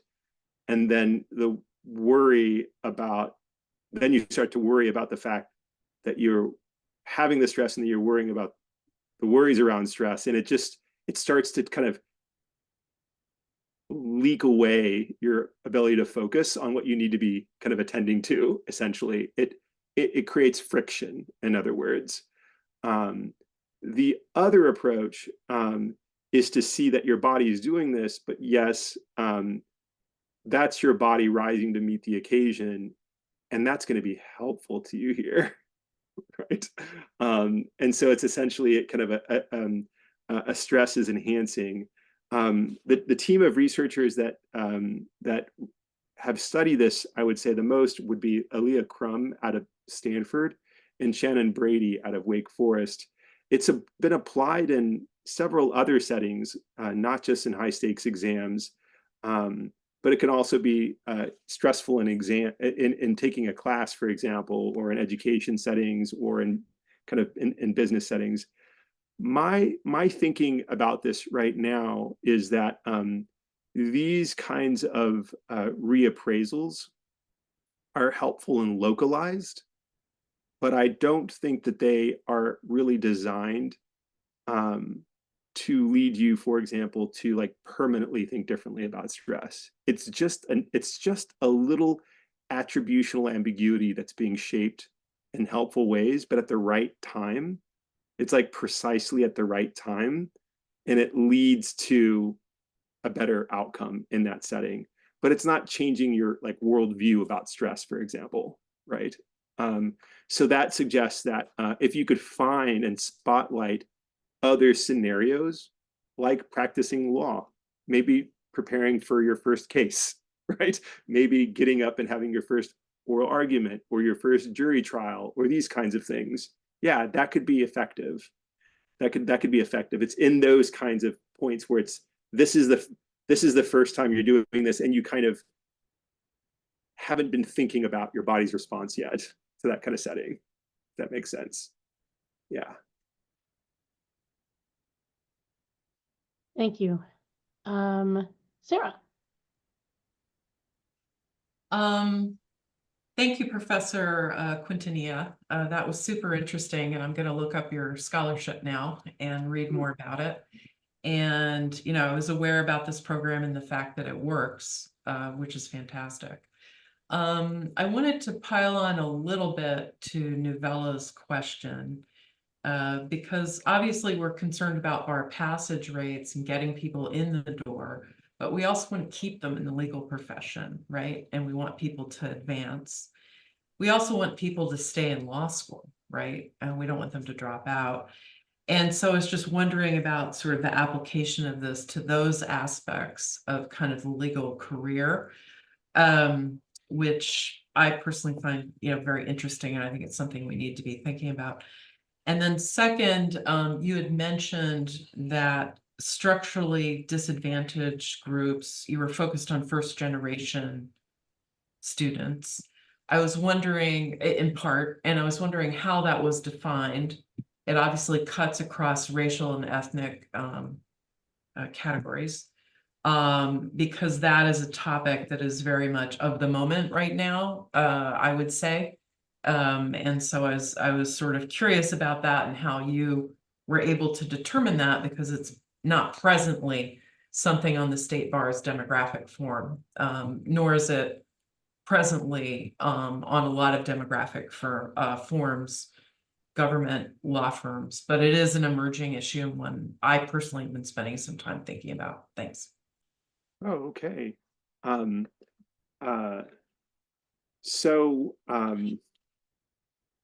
Let's see here. I think I'll turn to the first question, which was kind of tying this back to law school, tying this back to the legal profession. I would say that the work that we're doing with the LSAC, I think one of our wider aims is, and also the work that we're doing with Axis Lex, one of the wider aims is to be able to scale that more broadly to law schools. It becomes a little difficult to do it kind of on a single law school level, but we're thinking about kind of making a program that's just broadly accessible, I think, to as many people as can receive it. The basic ideas are all sound. In fact, this work didn't originate on the bar exam. It originated in work that was being done at colleges and universities across the country, right? And so law schools, and it's been done in graduate programs as well. So, you know, there's no reason to think that it wouldn't apply as well in law school. And also, I should just say that we're dealing with some pretty, we're dealing with common human psychology, right? How do you respond to ambiguity? There's an idea called pluralistic ignorance, right? So like you think that you're the only one that doesn't know how to do something in the first day or the first week, or that you're the only one that doesn't have friends, but it turns out everyone else is thinking the same thing, right? And so these things can create friction But if you don't answer them in ways that are very like helpful and beneficial, or the environment doesn't answer them, things can go awry for people, right? They can have not as good outcomes, right? So you're essentially focusing on those key moments of transition, which happen in law school as well. I think your next question was about the, and this could also work in the legal profession. I do want to suggest though, I hope that this isn't read to suggest that stress is good. I do think that the legal profession has a tremendous amount of stress and there's well-being concerns. The idea would be that we should be operating on two routes. Like, let's bring the well-being in, let's do these things. And there are still going to be these high stress moments that we can work with too, right? So this is kind of what we're doing. And we certainly don't want, well, I'm talking too much now. Okay, let's go to the first gen point. So Mesman Destin actually at Northwestern would be, I would say, the person to look to on how to destin, DESTIN at Northwestern. He really thinks a lot about the kind of issues at first. Harrick also, they think about the issues that first gen, and by first gen, what I mean is you are the first one in your family to go to an undergraduate or college institution, not first gen in law school, okay? Yeah, the questions there don't have to be too complicated, basically. They can be pretty straightforward, but what you'll find is that that first gen status can be a major marker exactly to the kinds of things that I believe that, was it Novella? No, that Yemi was mentioning. So the idea of these knowledge differences, the know-how differences. If you don't have someone in your family or network that has gone through this before, it can be bewildering, right? And you start off at a disadvantage. And so really that being able to create these pathways and provide those kind of knowledge supports is really helpful. Not just for first gen, but for people that don't have that kind of information in their network. And frankly, I would do it because it's helpful for for everyone. But I think that it can be beneficial, especially for those that don't.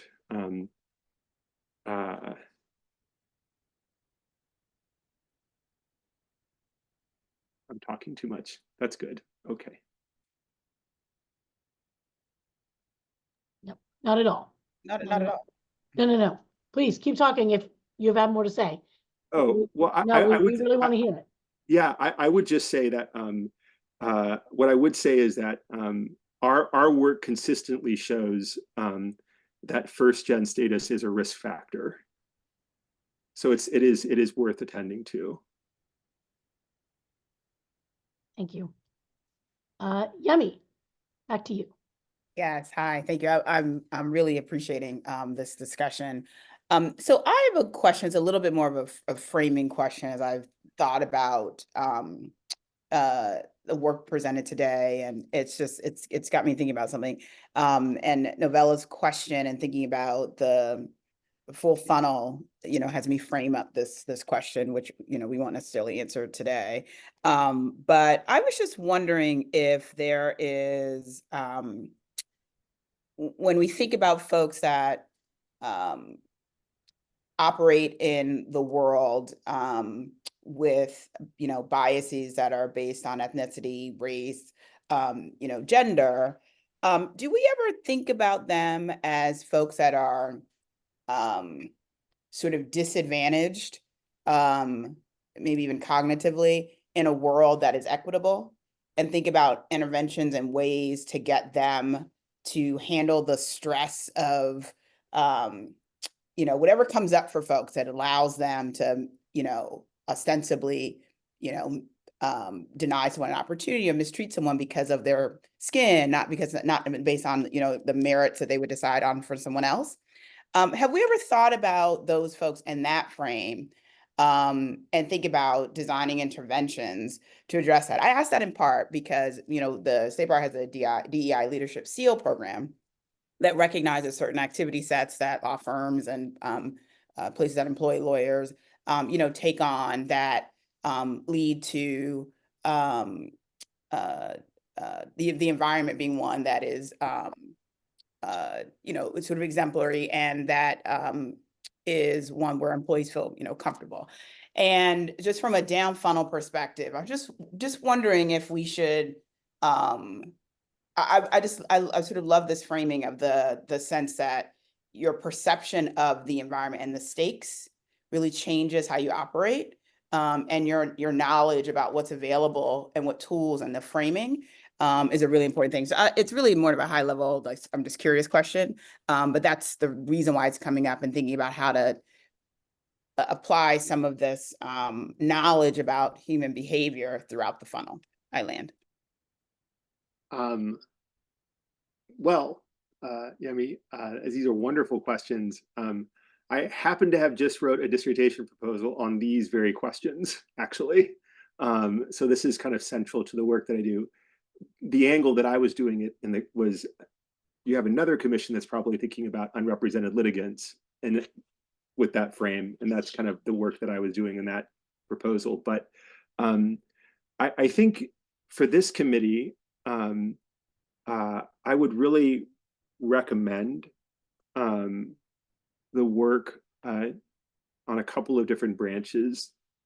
So the work on what's called social identity threat, which if you're not familiar with, it's related to work on stereotype threat, but it's a broader category. So the work on social identity threat, and this is work, by the way, by Claude Steele and Aronson.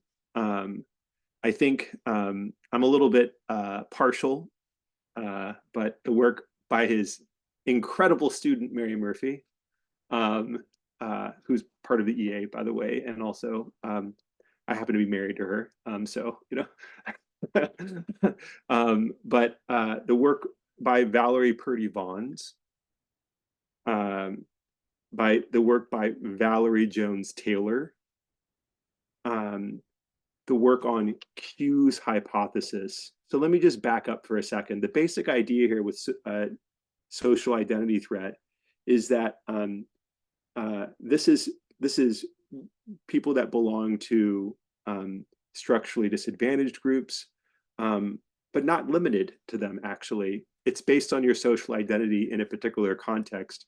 You might have worries or concerns about whether you're going to be treated fairly, whether you're going to come to belong and be accepted there, whether people are going to treat you differently because of your group membership. You might have concerns about whether you're going to be able to be allowed to make decisions in certain ways because of your group membership. There are a variety of these different kinds of concerns or worries. We call them social identity contingencies. They're just kind of like worries and doubts, right, or concerns. What do we do in these kinds of scenarios? Well, I think this is pretty helpful for your SEAL program. The Q's hypothesis suggests that we're kind of vigilant in those settings. We're just vigilant. Is this an identity safe environment, or is it going to be what's called an identity threatening environment? So we're trying to kind of sort this out for ourselves. I don't know, we're going to figure this out, So we look around and we look for cues. There are a lot of different kinds of cues you can provide people to show them that it's identity safe and not threatening, actually. There are many. And I think kind of thinking about what those cues are, these kinds of cues can include, for example, they can include representation in a context. They can include markers that people are treated fairly regardless, right, of their identities. They can include markers that everyone is that the setting believes that everyone has the potential to do well in that setting and to grow and learn. It's for everyone, right? These kinds of cues then can allay the kinds of concerns, that's friction and worry. The problem with the social identity threat and these worries and concerns is people don't like this kind of ambiguity. You don't want to be like, I don't like going to work today. I don't know if this is going to be threatening or safe. I don't know if it's going to be threatening or safe. You won't be there for very long, right? You'll kind of be there for a while, but maybe the next opportunity that comes along, I'm going to shift careers. I'm going to go to a different law firm. This kind of law isn't for me. You're going to start making decisions, right? Different paths are going to start happening. And so this work, I think, is really helpful and important here. And it's also work that I think law firms and others can better attend to. This is, I think it's a very kind of like nuanced, people-centered perspective, identity-centered perspective that's just real. It like really considers the kinds of like vigilant experiences that people have. People want to go into environments that are not threatening. You know, we're just kind of figuring that out, sort that out, basically. I might have said too much there, but yeah, my work on growth mindset cultures is very related to this, and in fact, some of the procedural justice work is really related to this too, right? People look to cues about whether they and their group members are going to be treated fairly, and that's a really good signal too, right? Right, and the flip side is whether or not this environment is one where you can treat people unfairly. Yep. Right. So, and just one last thing. Thank you for mentioning Wake Forest. I'm a double Deke, so go Dekes. Shannon would be happy. Thanks, Yemi. Shalak. Oh, sorry, go on my hand. Thank you, Professor Quintanilla and everyone. I've been sitting here fascinated also because I do quite a bit of work around first generation, quite a bit of work around social identity threat, although I'm not perhaps using that exact language, but the movement towards belonging and finding those things. And so I wanted to ask first, and I wasn't sure that I captured your definition because I know in the legal academy and in admissions, there have been two different ones, like first gen being people who are the first in their families to graduate with a college degree versus being people who are first in their families to attend law school.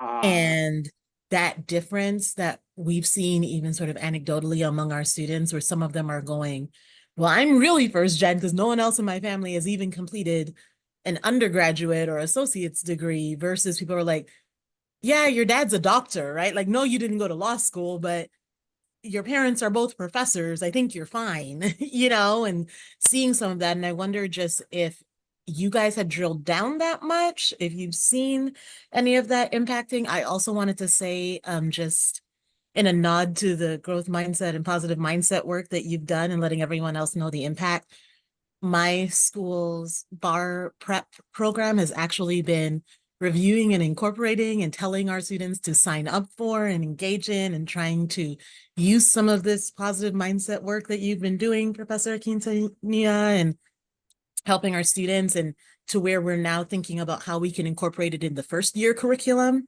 to the point that I think Novella or maybe Tristan was making about, oh no, I'm sorry, Trustee Good, it was you, about people dropping out or not completing law school. So I wanted to say that I think while you're not sure it has application at an individual school level, that there are things that individual schools are pulling out, particularly with the increased attention that at least the ABA has directed schools to give towards wellness, professional identity formation, the incorporation of those things, that this all ties in very, very in a way that's more interconnected than I think everybody knows, that you cannot have professional identity formation and have a negative mindset towards yourself and your identity growth, right? And it's been, so anyways, I feel like one of those people at a conference who's like, this is more of a comment than a question. And I apologize to you for that, Professor Quintanilla, but I want to give you a, you know, just let you know, maybe in front of others, the impact that your work has already had. I'm very curious about the ways that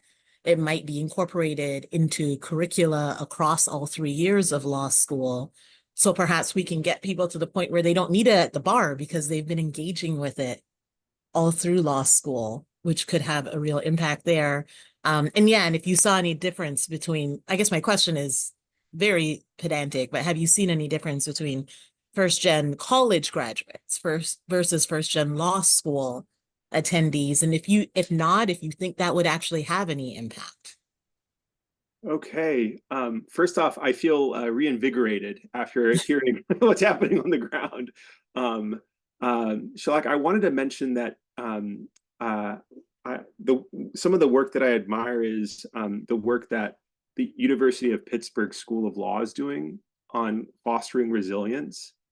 And they're really bringing together people that are doing different aspects of this work in different ways in law schools. And so for those, I've heard it a few times, and I just wanted to mention them. I'm definitely part of that cohort, and but I think you've given me kind of reinvigoration on that. On the issue of first gen, so that it's interesting that you mentioned this. I can't say this definitively because I don't have the findings in hand, but I can tell you I looked at it because we actually asked both. We asked both, right? First gen being the first in your family to go to an undergraduate or college institution, being the first in your family to go to law school, right? And the data was very different on this, suggesting that there are these groups face different kinds of barriers, and it's the data suggested that the first gen and college students were the ones that with the biggest gaps, with the biggest gaps. But I don't want to kind of compare. It's like it's not a competition, you know. But it was pretty clear kind of where the data was sitting. But I can't actually provide you a published study on that because we haven't published that. We just looked at this along the way. Right now, the way that we can conceptualize it is as relating to college, and that's actually what most other researchers in the social science would do, including Mesm Destin, and that's the work that many people show about kind of the gaps in first gen status. No, thank you. And I just, sorry, Trustee Good and Jezreel, I'm just hopping to say I hadn't seen it as a competition. It's just been interesting over the last few weeks with my incoming students, seeing them making the distinction. Can I make one point about that though? I think that that's a clear sign that students are coming in feeling uncertain and there's some ambiguity about what they're supposed to be doing. That's a clear marker that there are spots where you can help kind of make meaning with it. So I think that's where it's been coming, is as we're offering a program or something, they're like, well, is this for people who are first gen college or first gen law school? And they are asking like, who is this geared towards, in a way that the same program last year or the year before did not generate that question. Right. And so I was just curious as to whether research showed that it was coming more to the forefront for people as well, because again, same program last year, no one asked that question, right? They were just like, I'm first gen, I'm coming. And this year I've gotten more people going, well, I'm first gen law school. Am I supposed to be at this? Or is it just for first gen college? Or the reverse, right? I'm first gen college. Are you going to give me more than the first gen law school? And just in a way that made me go, wow, no one's asked that before. And I was like, everyone should come. You all clearly need it. But yeah, so thank you. Nice. Thank you, Shalak. Sarah, and then Jezreel. I'll be super quick here. I also wanted to say first gen can mean first generation high school, which is so. Some folks have decided to leave the definition deliberately vague to just let people self-select into it.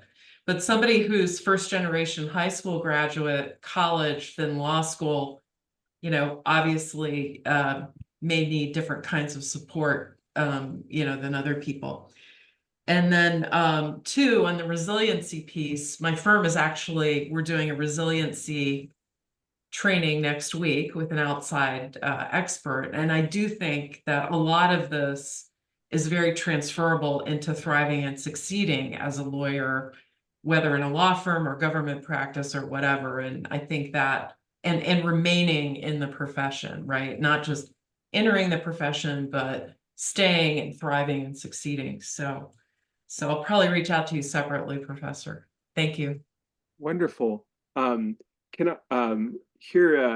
just found this actually. Let me send you this. I'll send you in the chat. I'll send you in the chat a publication. I was looking for it. Oh, no chats. Never mind. I was going to say, I don't think we have a chat. It's by Stevens and Hamdani and Destin, I mentioned Mesman Destin, 2014, called Closing the Social Class Achievement Gap. A diversity education intervention improves first-generation students' academic performance and all students' college transition. Something to take a look at, okay? Professor, if you have Elizabeth's email address. Oh yeah.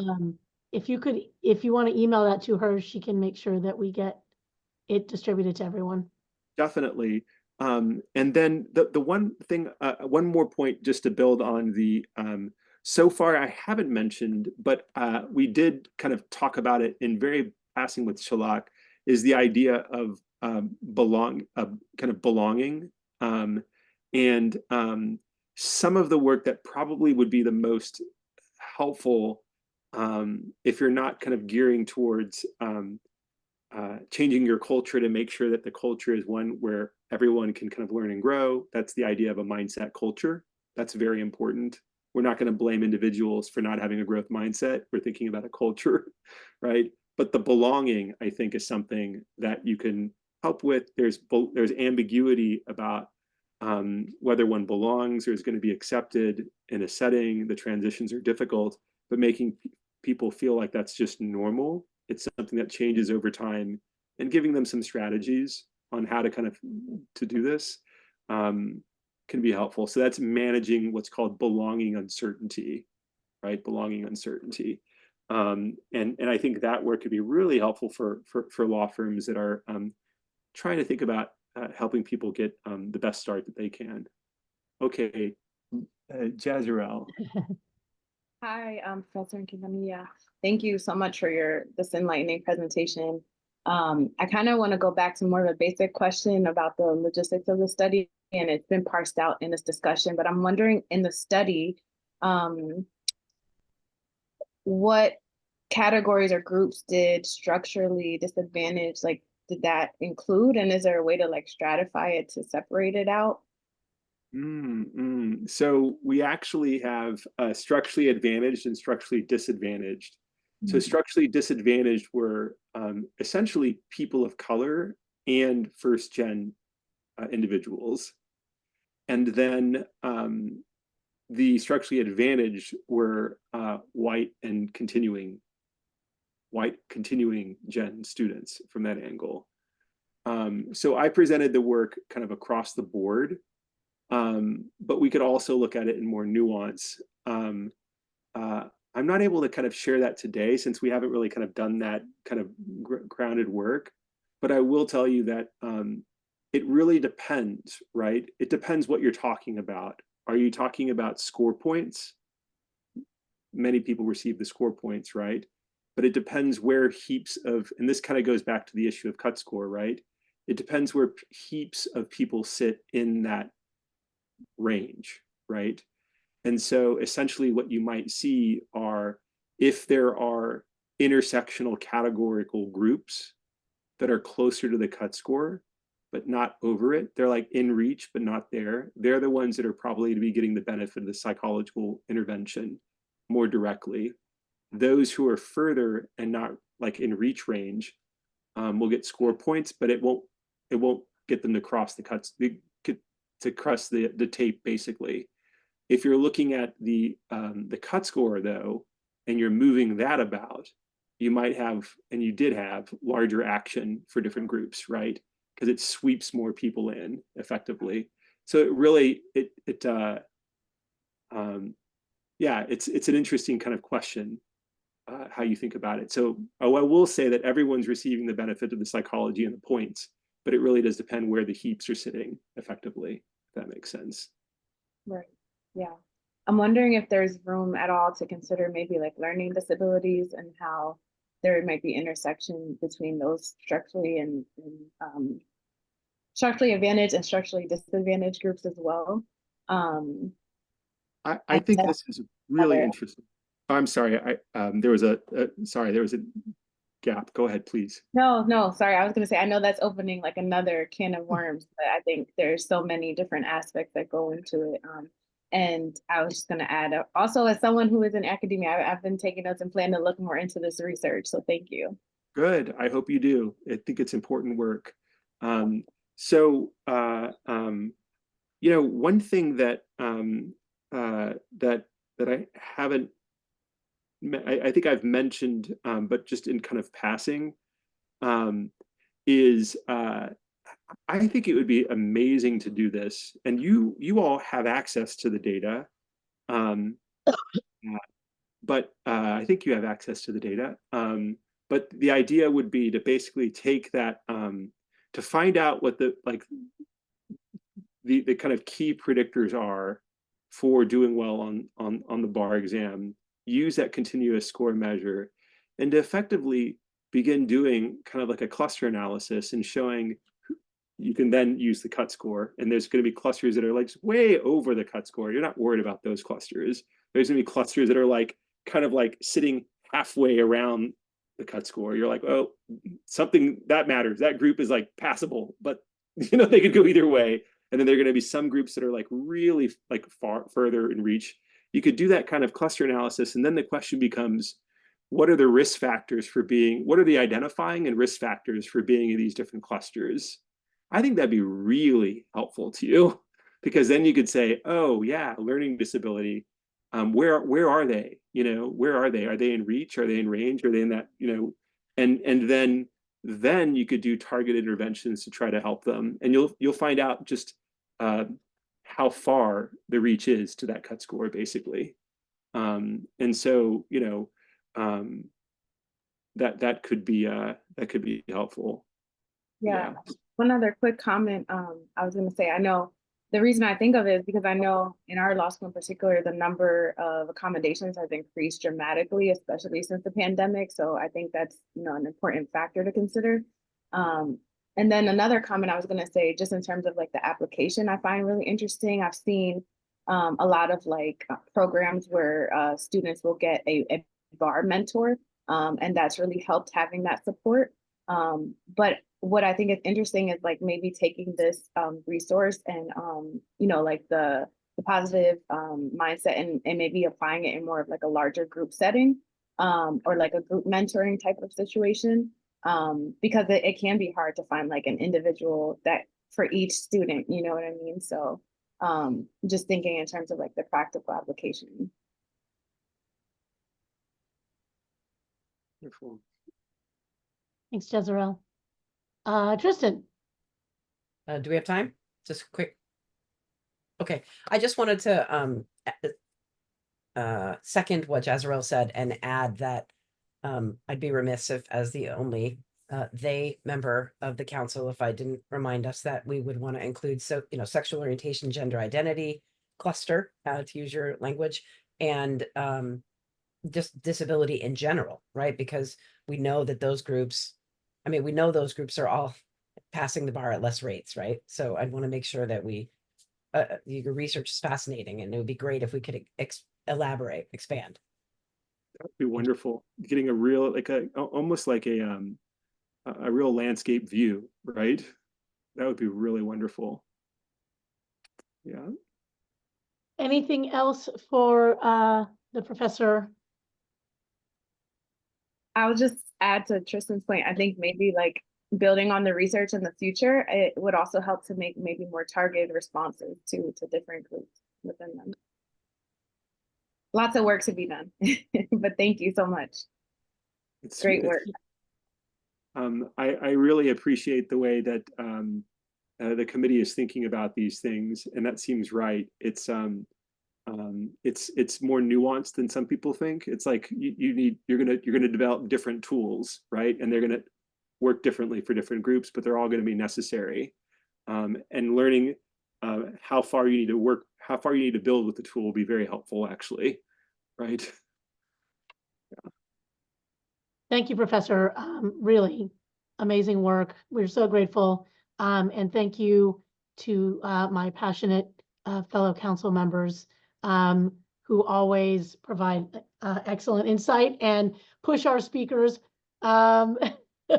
beyond what they perhaps thought they were going to get from us. So thank you all for that. And thank you, Professor Quintanilla. We're so grateful for the work you're doing. And please feel free to email Elizabeth any of those resources that you mentioned, and then Elizabeth can share them out with the rest of the council. Sounds wonderful. Thank you, Thank everyone. you. Thank you for your time. Thank you. Okay, everyone, we are going to break for lunch. And I will give you a little less than 30 minutes, 28 minutes. If we could come back at 12:45, does that sound all right, Elizabeth? Come back at 12:45 and we will finish up the remaining items on our agenda for today. Thank you. Thanks, everyone. Know that there was a procedural issue with our vote earlier today related to our minutes. And so we will be redoing the vote after this next item.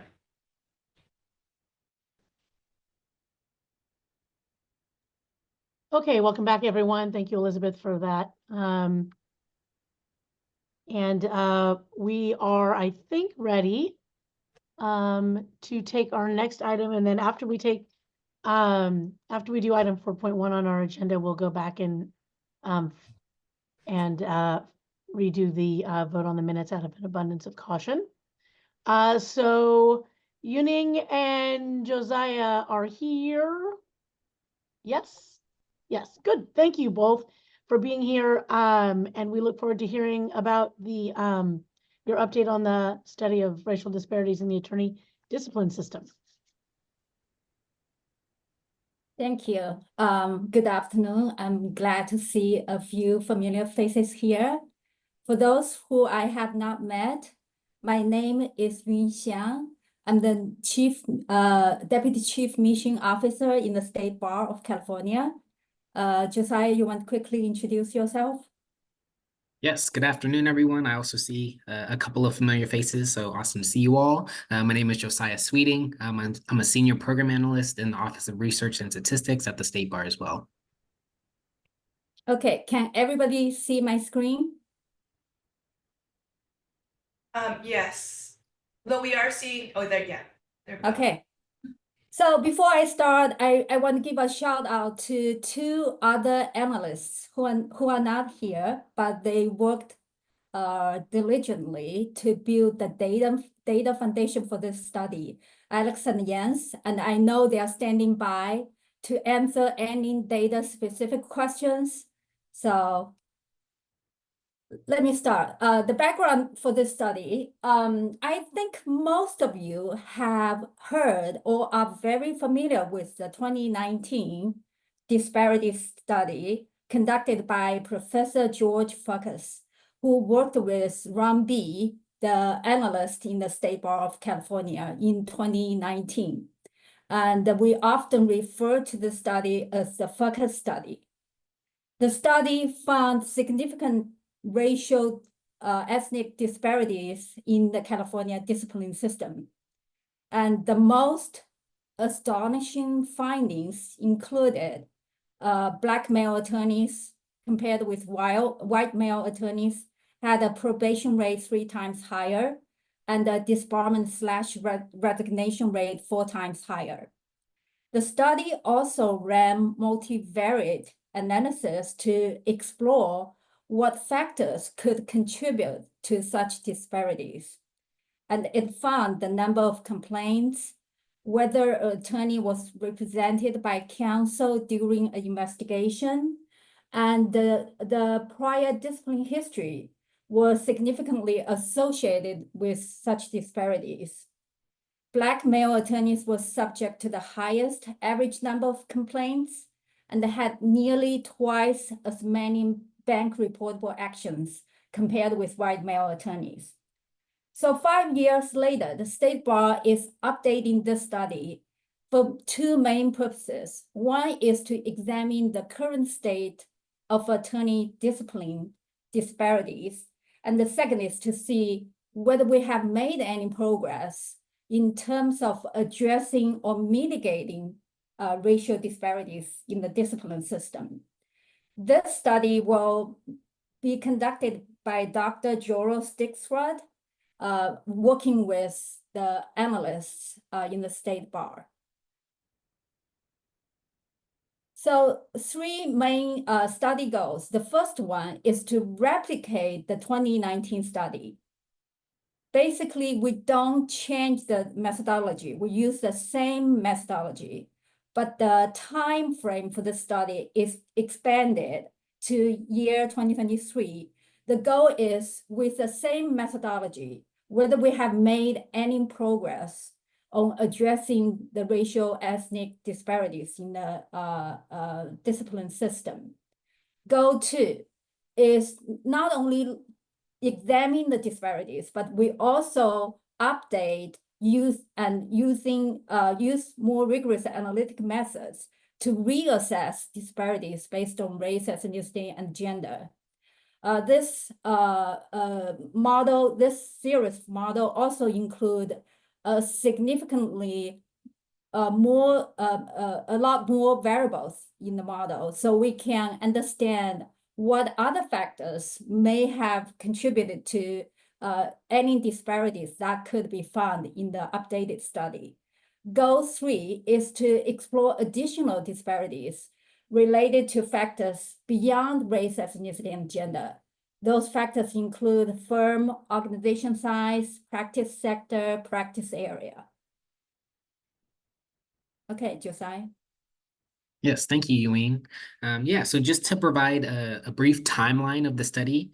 So as you can see, this starts in August, so it's already in full swing. But just to give some background, this past month in August, we developed and executed a study contract with Dr. Stixrud. We also compiled several de-identified data sets, including attorney demographics, the complaint history, as well as the discipline outcomes. And then looking forward to this upcoming month in September, we're further working with Dr. Stixrud to perform a review of the data that we shared and just to validate, to make sure that Dr. Stixrud has all that she needs. In addition to that, after going through the data, actually developing some research questions and an analysis plan for State Bar internal staff to review, as well as COAF as well. And then gather feedback related to these research questions and this analysis plan and finalize both of those items. Moving along to October, this is when we are planning to create the several statistical models that will explore the different disparities in attorney discipline outcomes. And then we will also go ahead and start performing some of those rigorous data analysis techniques that we kind of mentioned previously. And then kind of wrapping up in November and December, we'll kind of complete a preliminary study report, kind of detailing the methodology that was used for the study and also some of the findings. We'll once again distribute this report and gather feedback to both COAF as well as internal State Bar members, and then also finalize after gathering all that feedback and then redistributing the study report to COAF. Next slide, thank you. All right, and so now getting into some of the nuts and bolts of the study. So there are kind of two main buckets of variables. We kind of group them as kind of our independent variables and our dependent variables. And so when it comes to independent variables, we kind of have these under the umbrella of demographics. So these include things like personal characteristics, attorney and firm organization information, and then also law school and California bar exam information. What's important to note before I get into some of these variables is that all of the variables from the original 2019 study will be included in the data sets in this upcoming study. So if you see everywhere you see a star, it denotes a new variable that's been added for the 2024 study to kind of respond to some of the original critiques of the original study. So the first bucket underneath the demographics deals with personal characteristics. So as we mentioned, we saw that a lot of the disparities that were kind of mentioned had to deal with that intersection of race, ethnicity, and gender identity. But in addition to this, we also want to explore additional personal characteristics, including things like age, sexual orientation, transgender identity, disability status, veteran status, the county of residence of the attorney, and then also whether the attorney actually lives in California as well. And then moving on to this next bucket underneath demographics, we also are gathering information related to attorney and firm/organization information. So looking at first firm/organization size. So we know that from past research that, complaints differ depending on the size of an organization. We've seen that solo and small firm practitioners tend to receive more complaints. So getting a little bit more nuance in terms of the firm organization sizes that we see. And then also the practice area. There are a number of different practice areas, so we want to get a little bit more clarity on that. And then also looking at sector, there are also a lot more sectors, but just to give an example, so we know that some attorneys work in law firms versus government and public. And so really getting into whether these disparity outcomes or these discipline outcomes kind of vary based on the different sectors, and then also kind of getting a look at kind of these statuses that attorneys can hold, whether they're an active, being an inactive, and a number of others. And then finally, for demographics, we also are including some law school and also California bar exam information. So when it comes to law school, we want to kind of take a look at the type, whether it be an American Bar Association or ABA affiliated school, whether it's a CALS accredited school or whether it's a registered school. In addition to that, looking at kind of the graduation year, and then getting into some of the exam information, kind of get a sense of, how many times did an attorney take the California bar exam, what year they actually passed, their overall bar exam score, and then also taking a look at maybe some multi-state professional responsibility exam scores as well. All right, so transitioning into kind of the dependent variables for this study. So once again, we have these grouped into different buckets, but generally, we're looking at complaint and discipline history information. So this first bucket looking at complaints, so just really simply the number of complaints that are received, the year that the complaints came through, and then also the types of allegations that are associated with each complaint. A complaint can have one or more allegations associated with it. So we want to get a sense of what kind of complaints, what kind of allegations are associated with the complaints that are being submitted. And then also something new for this year, we wanted to kind of look at also the time from when an attorney is admitted to the state bar to their first complaint. And you'll see that as a theme throughout these different buckets. So we basically want to have a sense of how much time did it take from when an attorney was admitted to these different discipline outcomes. And then moving into the investigation/pre-filing, once again, just getting the general number of complaints that were actually forwarded to investigation, the year of the investigation, and then also, as Ewing mentioned earlier, one of the strong predictors of discipline outcomes had to do with whether an attorney had counsel during an investigation. So we want to get a number and percentage of investigations that occurred with counsel in which attorneys actually had counsel representing them. Then also getting the number of pre-filing cases that were actually opened. And then, as I mentioned, the time from admission to this first investigation.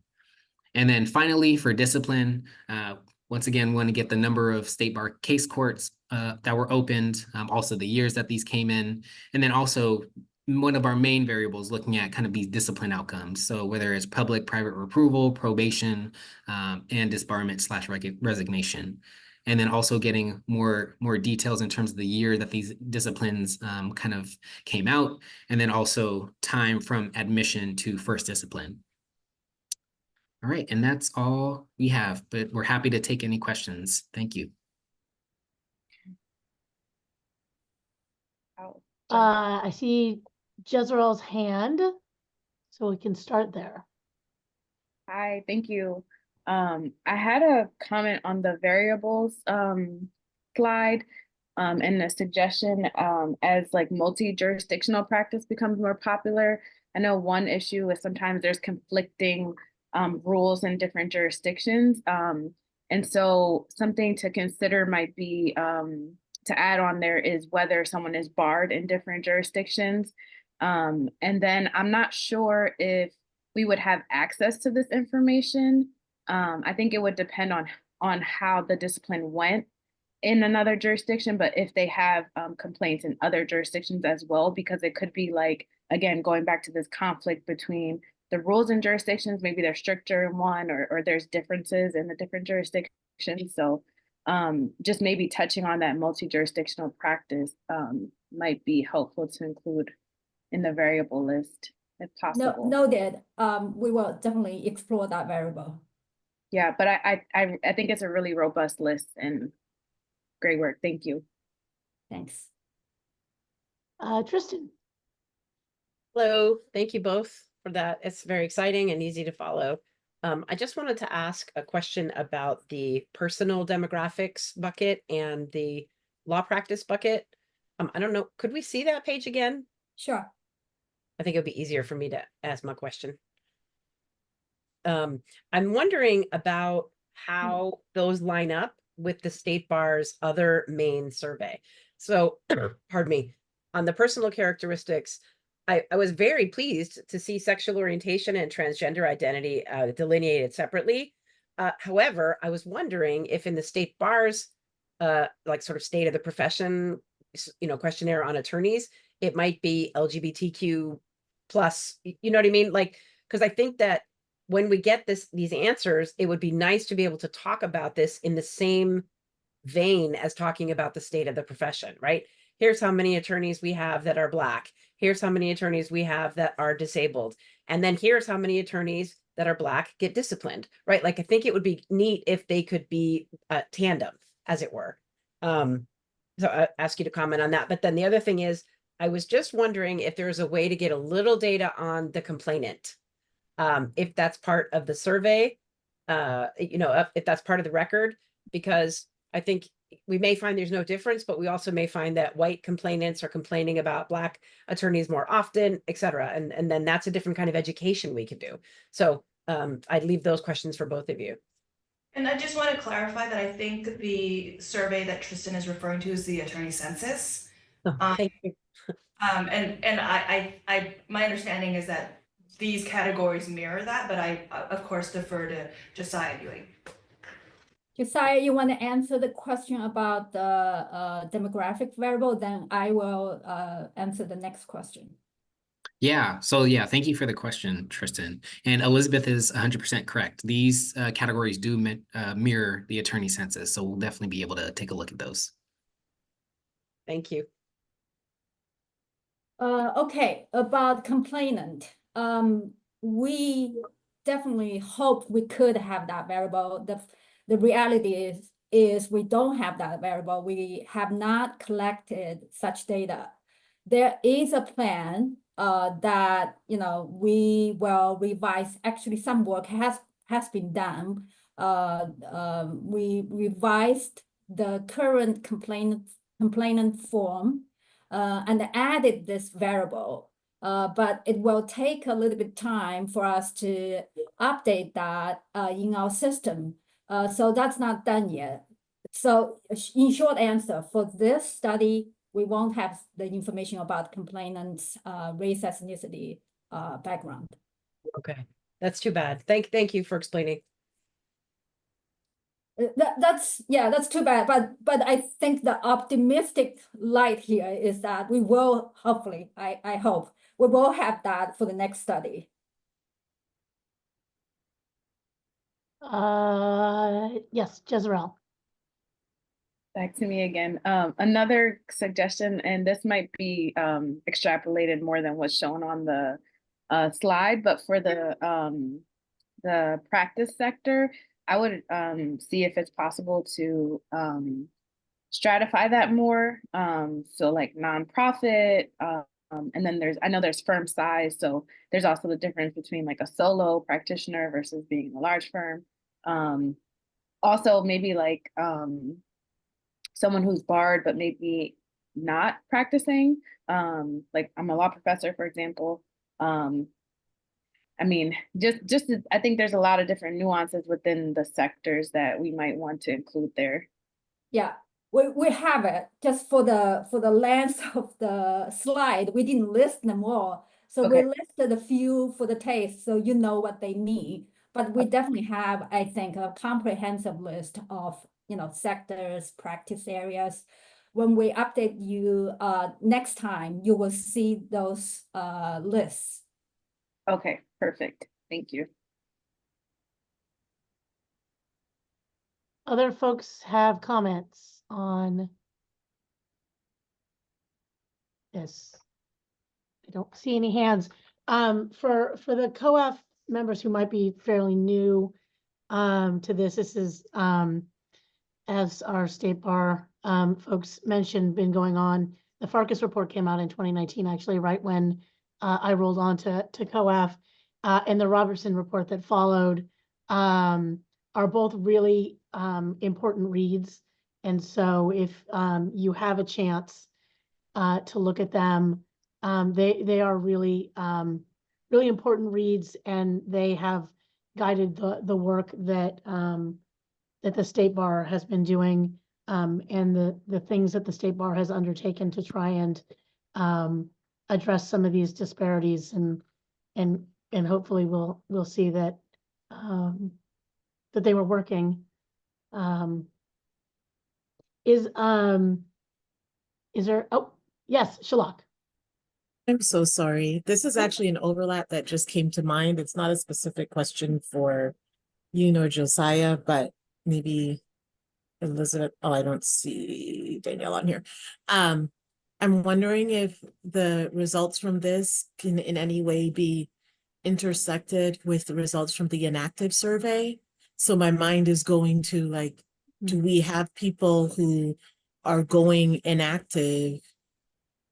The Inactive survey revealed, I think, that attorneys of color in particular, and maybe LGBTQ plus, went inactive more for reasons that were not related to just sort of resigning from the profession in general than others. And if we also have data that says that attorneys of color, particularly Black male attorneys, receive more complaints, even if it does not necessarily go to discipline, there's something in my mind that's going and thinking back to that uncertainty of belonging that we were talking about before lunch and everything, right? Like if all of those things start to come together, one day I'm going to wake up and be like, why am I doing this? If I'm trying to do the right thing, people are always complaining about me. I'm always got to defend myself. I can find a job somewhere else, doing something else. That is very much an inarticulate train of thought that I just had, but it makes me think that there might be an iteration 2, 3, 4.0 that tries to look at whether or not there's any overlap. And I saw you all added that variable of asking, are they inactive, current, or resigned? But I just wonder, like there's something in me that has a sneaking hypothesis that for some reason, attorneys of color may be going inactive more often, that is not just about the experience of civility inside the workplace, as we've talked about before in the Inactive Attorney Working Group. So I just thought I would bring that up as an interesting overlap and maybe something we could look at down the road. I'd be happy to comment on that. I think that's a brilliant idea. We focused very heavily on the discipline outcomes. But I think to be honest, if you look at the study goals, we don't have such a plan, but we are gonna see whether we can add that. That will add some work to the researcher, but I will try my best whether we can link that to the current study methodology. So I will keep you updated, but I really, really like the idea if we can link them together. Thank you. It truly just came to mind, but I know it takes you in a slightly different direction, but I wonder if it may be worth it eventually. Yeah, I personally think that's worth it. Another thing I also want to share a little bit background that Judge Kristen has shared. This is not only about us doing a study. The State Bar in the past 5 years has done many things. After the Farkas report came out, the State Bar has done a series of either recommendations or actions upon the study findings. So it's not only an effort to update the study, but will be a continued effort to update our recommendations and actions. Yeah, and I thank you, Yun, and I want to make sure that I mentioned that because the State Bar really has done took the Farkas and the Robertson reports very seriously, and this council took them very seriously and worked quite hard on trying to get ideas about where we could make inroads and change this around, from, you know, and making sure that people understand that they have a better outcome if they have counsel. To, you know, give it to, you know, additional training on bank reportable matters, because we see a lot of attorneys of color receiving complaints on those kinds of things. So, like I said, if you have a chance to read up on that and really look at what the State Bar is trying to do, because this is, you know, now that some of these things have been implemented, we're going to see if you know, they've had the difference that we hoped they would have. And so thank you for continuing this work, truly, both of you. And I know it's a huge undertaking, so thank you. Thank you. Okay, any other questions for our research and statistic gurus while they are here? All right, not seeing any. Thank you again, both of you, for all of your work. It's really important, and I look forward to reading the follow-up when it comes out. Thank you. Thank you. Awesome. Thank you. All right. Let's move on to, maybe not. I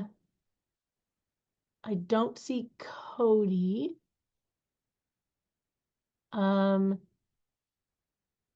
So maybe I will skip over that, Elizabeth, for now. I think Cody just needs to be promoted. Oh, okay. I'm sorry. I can't see who's hanging out in the participant pool. I'm sorry, I'm trying to promote him, but it's not working. Oh, there it goes. I can see Cody now. All right. Cody Hunanian, good to see you again. I'm here. Yes. Thank you. It's always tough when you hear your name and you're in the general audience and there's nothing you can do about it. Well, I appreciate you hanging out, and I couldn't see the general audience, so I'm glad you're here. Please share with us your update on the unaccredited law school rules, which some of us already know a lot about, but tell us all. Yes. Well, thank you for the opportunity to return to the council. Let me get my slide deck in presentation mode, and I'll walk through some background and some changes as well. And then I'm looking forward to a robust discussion because the council always provides a lot of really valuable feedback. So let me just share my screen here.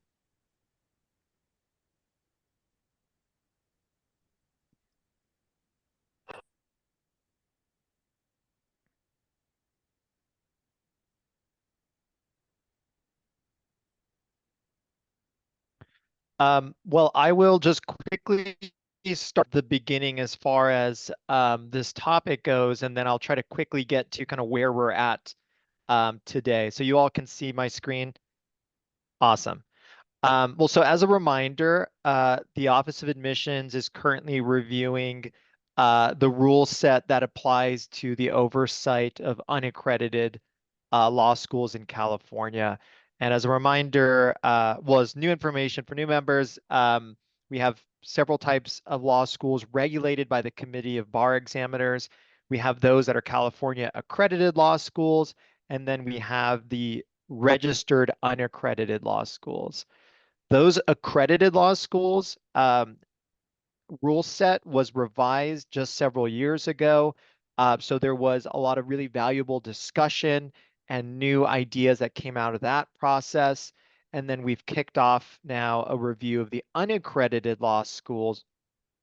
And some of what I will talk about today is how we adopted some lessons learned from the revisions to the accredited law schools, how you may hear from me kind of different sensitivities we have for the rules that should apply to unaccredited law schools, particularly thinking about their unique student body. These are schools that often have students that are more likely to be people of color. They're more likely to be working professionals. They're more likely to at times be caretakers or caregivers or parents. So a lot of interesting dynamics here, and that's also why we bring it here to the council as well.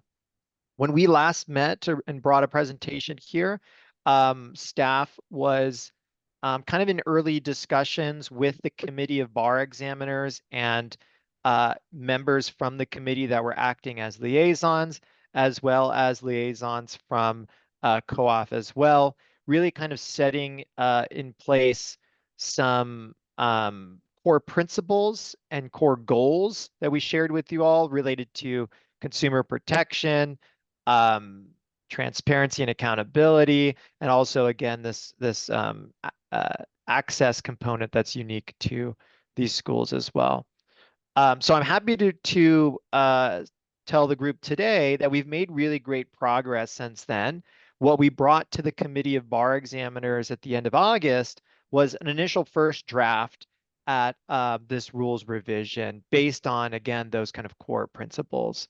So what I'd love to do today is share with you all some of the proposed revisions, and then maybe tee up a few areas of discussion that I think have come up based on feedback that we've received from stakeholders since the Committee of Bar Examiners meeting. I would like to tee those up because I think they're particularly interesting, but of course the council should feel free to raise any questions or topics that are of interest to members as well.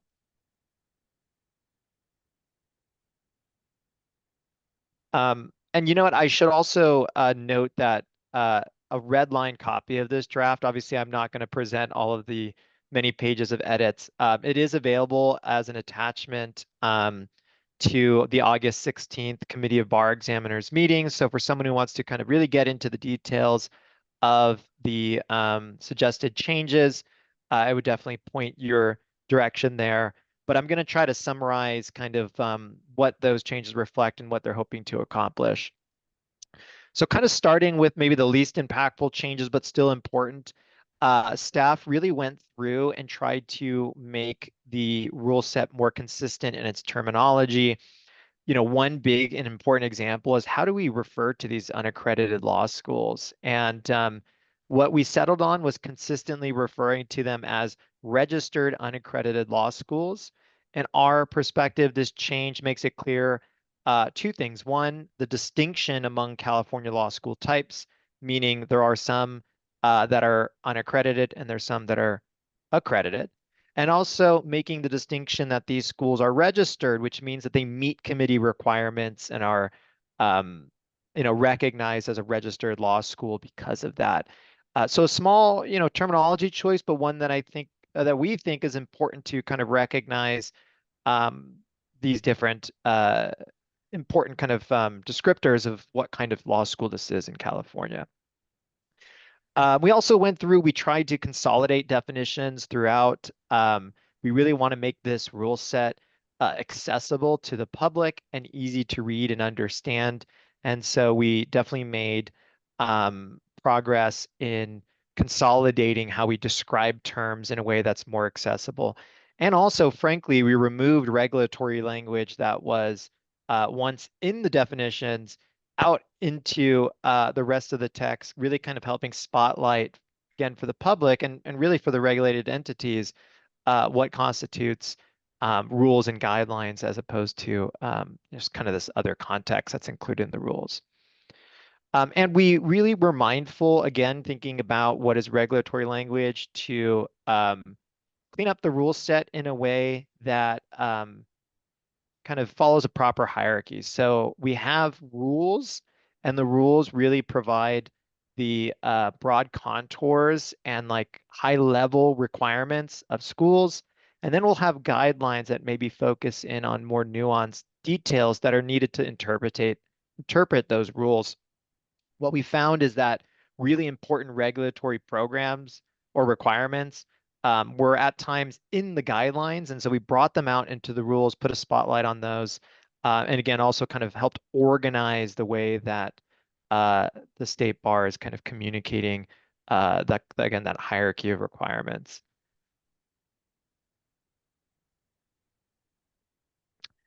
So those were more technical. I think now we'll get into topics that are more interesting to the council.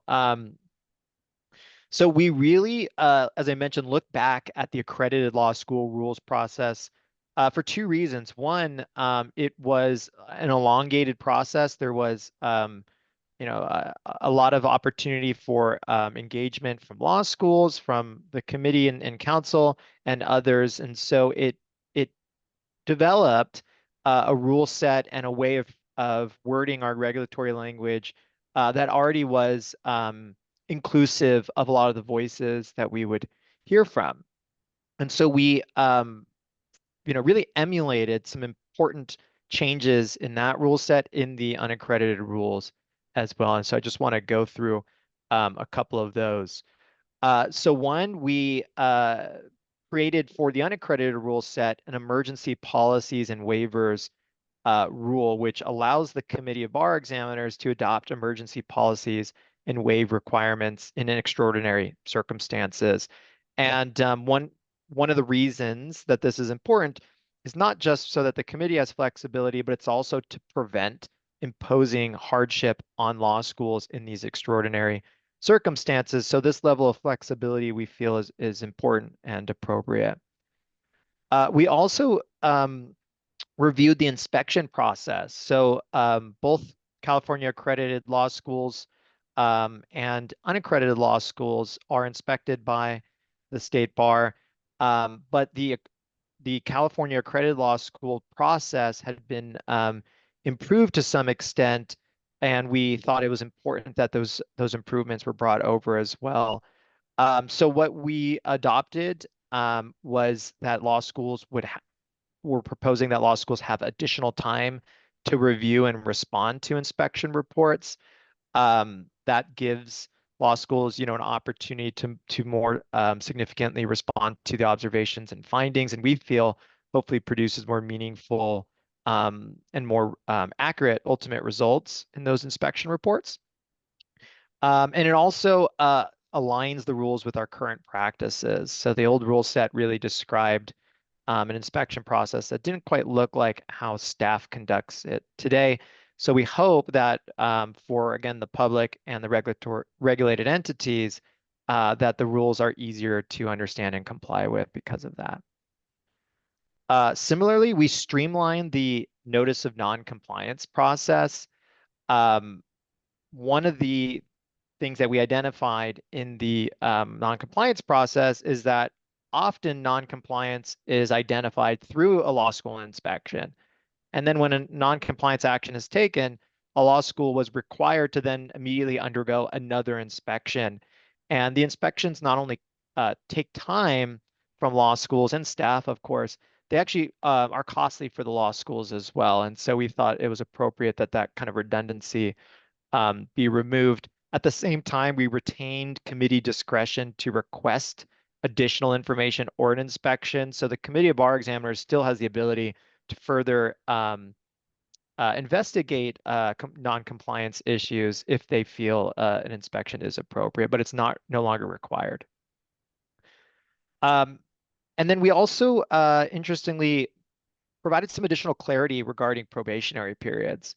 What we found was in the rare instance in which a law school is placed in probation, it was not clear what the timeline for resolving compliance issues really looked like. What the accredited law school rule set did was say that a probationary period should be capped at 2 years. So we adopted a consistent requirement for the accredited law schools as well. And frankly, on the other side of that coin, we included additional detail that says that if a law school is able to demonstrate significant progress in addressing their compliance issues, they can be removed from probation earlier, which was a detail that was not included. So while the probationary period is more clear, there's also some additional flexibility for those that perform well and improve their compliance issues. And lastly, we added, again, something that was included in the California accredited law school rule set, an ability for the Committee of Bar Examiners to respond quickly to very serious consumer protection issues by adding a new addition to the grounds for termination of registration. So a law school can have its registration as an unaccredited law school terminated by the committee if there is like impending serious consumer protection issues.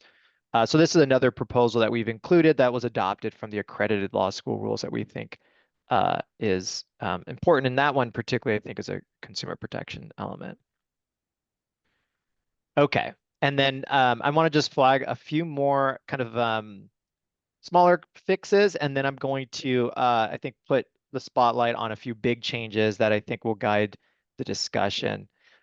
So just these last few points, we really put a focus on improving the consumer disclosures. So the unaccredited law schools are required to provide to law students various information in their disclosures.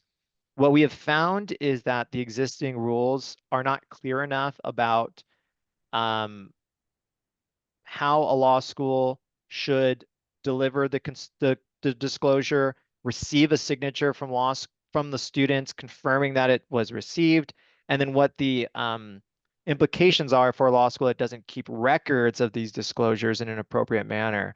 And the importance here is that if we think that a disclosure is an important consumer protection and consumer awareness tool, then we need to be able to confirm that students actually receive them, and we need documentation regarding this process to be able to really maintain this as an effective tool. So we went through, we've improved in this proposal the language to make that entire process much more clear. So we've made it clear when a school must distribute disclosure statements, the requirement that students sign and return to the law school, and again, those record keeping requirements. We've also included in the proposal that the disclosure includes much more consistent financial information. So the way the disclosure is set up today, a law school that has been operating for over 10 years doesn't have to provide certain financial information, but we are finding that more and more law schools of all types really are faced with some challenging financial situations because of like the changing marketplace for legal education. So this requirement would require that in these disclosures, law schools include financial reporting that they already provide to the State Bar in their annual reports every year. So we felt this gave consumers more information, but it really didn't apply much of a burden on the law school because they're already producing these reports for the State Bar. And lastly, we've required that student complaint policies be put in place. So this proposal really expands on an area of the existing rules that didn't have much detail. Our rules make it clear that there's some limitations to what the State Bar can do as far as remediating disputes between a law school and its students. It didn't really say much beyond that. What we've added is that a law school must adopt and maintain policies for addressing student complaints, and again, a record-keeping requirement for their own purposes, but also for the State Bar to be able to, in their inspecting process, hopefully be able to review records related to student complaints. Okay, so let's get into, I think, what will likely be the most interesting parts of today's discussion. There's a few kind of big shifts in the rules beyond some kind of nip and tuck changes, and we want to just put an emphasis on those. So one of them is the law school categories. The unaccredited law schools currently must operate under one of three modalities. There's correspondence law schools. Those would be law schools that mail or through digital means deliver content, and then students similarly mail back or through the internet return their work. There's then distance learning, which is similarly, an online learning platform, but this category has more interactive experiences in that digital space.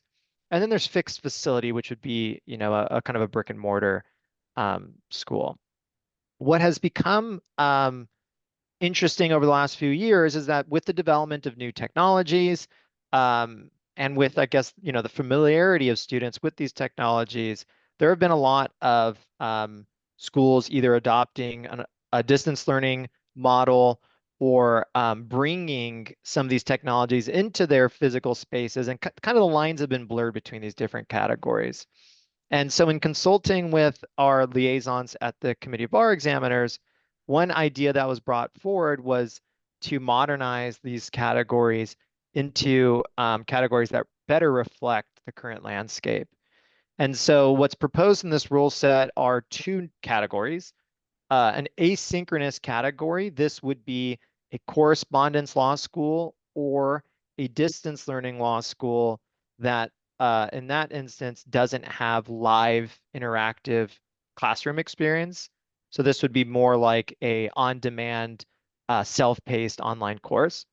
Then there would be the synchronous category. This would be your fixed facility in-person classroom and would also be an online experience that requires presence in a group in real time, interactive, a classroom experience just in a digital space. And so we thought that this better reflects kind of just the reality of the education space right now.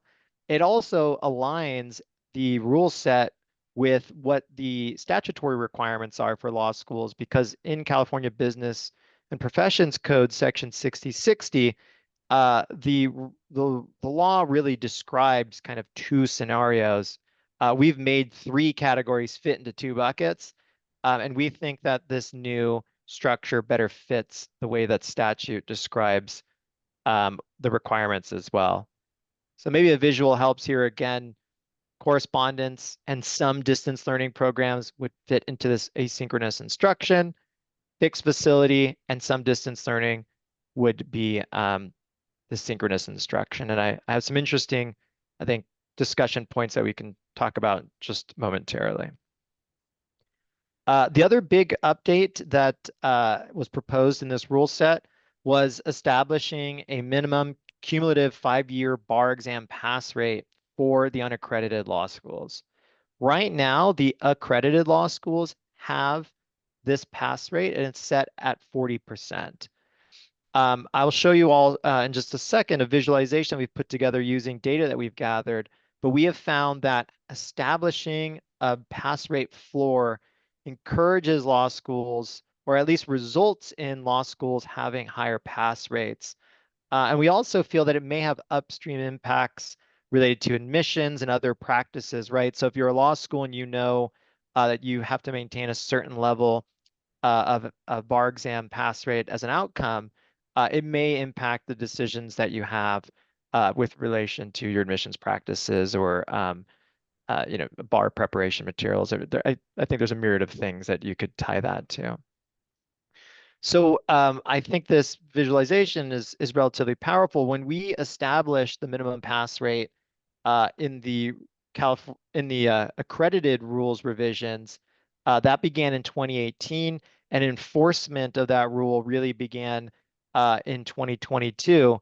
So what we see is really starting from that enforcement period, an increase from 58% as a pass rate to 63% as a pass rate. And that trend, has continued to climb since then. So again, we really feel like this is a reasonable approach. It's a metric-based approach, so it's black and white. And it's also one that I think's been supported by recent data that we've gathered. Okay, and then this is the last one before I open the floor to discussion. We've also tried to enhance what we call the acquiescence requirement. So the Committee of Bar Examiners oversees JD programs at these law schools. If a law school wants to offer a non-JD program, the Committee of Bar Examiners doesn't necessarily oversee that program in the same way it would the JD program, but a law school must seek approval, not approval, acquiescence.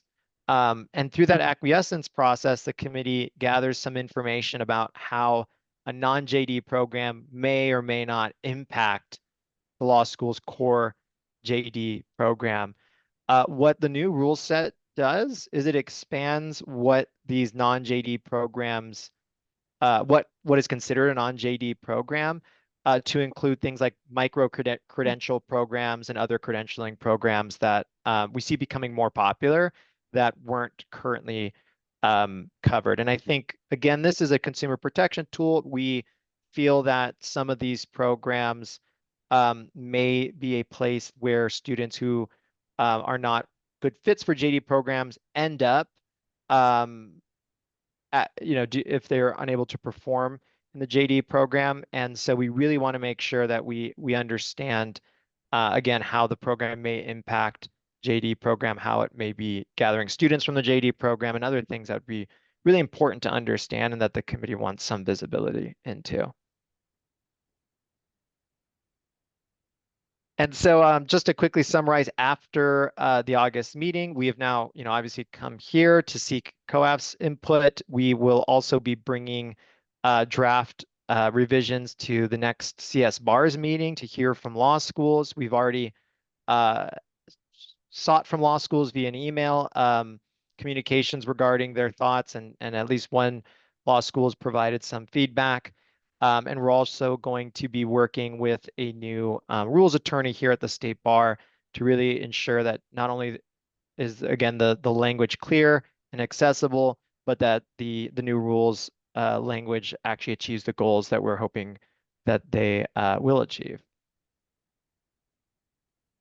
So I will open the floor to thoughts. Like I mentioned, I thought I could tee up a few thoughts that are of interest to me. One area is I'd love some thoughts about these new categories. Do they better reflect the legal education landscape? The other question could be, I'd love to hear about the minimum pass rate. Is that appropriate for unaccredited schools? Should there be a lower rate and kind of a progressive schedule between categories?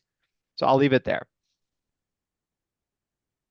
And I'm happy to take any questions or discussion. Thanks, Cody. Questions for Cody on this? Really? No one? Tristan. I was just waiting because, I frequently am first. But yeah, I was wondering, Cody, if where did you go? Sorry, I saw myself frozen. There we go. I was wondering if you could say a little bit more about the No JD program. Are we talking about a paralegal certificate, or are we talking about a law program that is not intended to seek a JD? In which case, that shouldn't be happening at a law school, right? Because the consumer might not understand the distinction. And I mean, that's what we're really trying to protect, right? So I'm assuming I don't understand, and maybe you could explain it. Yeah, the way the rules are written now is that acquiescence is required if a law school wants to offer another professional law degree outside of their JD degree. And so that would include, an MLS, an LLM, things like that. These schools do currently offer, or some schools currently offer, other programs like a paralegal program or, like I mentioned, a credential program. And that currently wouldn't be something that the committee seeks acquiescence for. So the new proposal expands that definition to go beyond just other professional law degrees, and really includes various law study programs. And so I think the purpose is exactly what you're getting at. If a program exists solely for misleading the consumer or as a catch-all for people who cannot complete the JD program, I think that would be, a consumer risk. If the program exists because it's purely just offering something to students who otherwise would have nothing to do with the JD program, or students who are enrolled in the JD program but are skilling up in some other way, then perhaps that would be appropriate. And so the acquiescence process allows the committee to gather information about what these programs are meant for, what they look like, who's enrolled, and things like that. Okay. Just one follow-up. Can you give an example of a student like that you were just describing in the second case? Well, I can think of, I can't give a specific school example, but I can give you kind of an analogy. If I am someone who's enrolled in a JD program, at a law school that maybe also wants to offer a certificate in business management, I may want that additional skill set, but we wouldn't want that business management program to be siphoning students from the JD program, if that makes sense. No, unfortunately. Shalak, okay, Shalak, I think can share an example maybe. Sure. I just wanted to chime in, Tristan, because I've been thinking about how to say this in a way. There are many schools, ABA accredited and unaccredited and others, that offer these types of non-JD degrees inside the school. So often a Master's of Legal Studies, which I know at least 3 of local LA area ABA accredited schools offer. The often these masters in dispute resolution.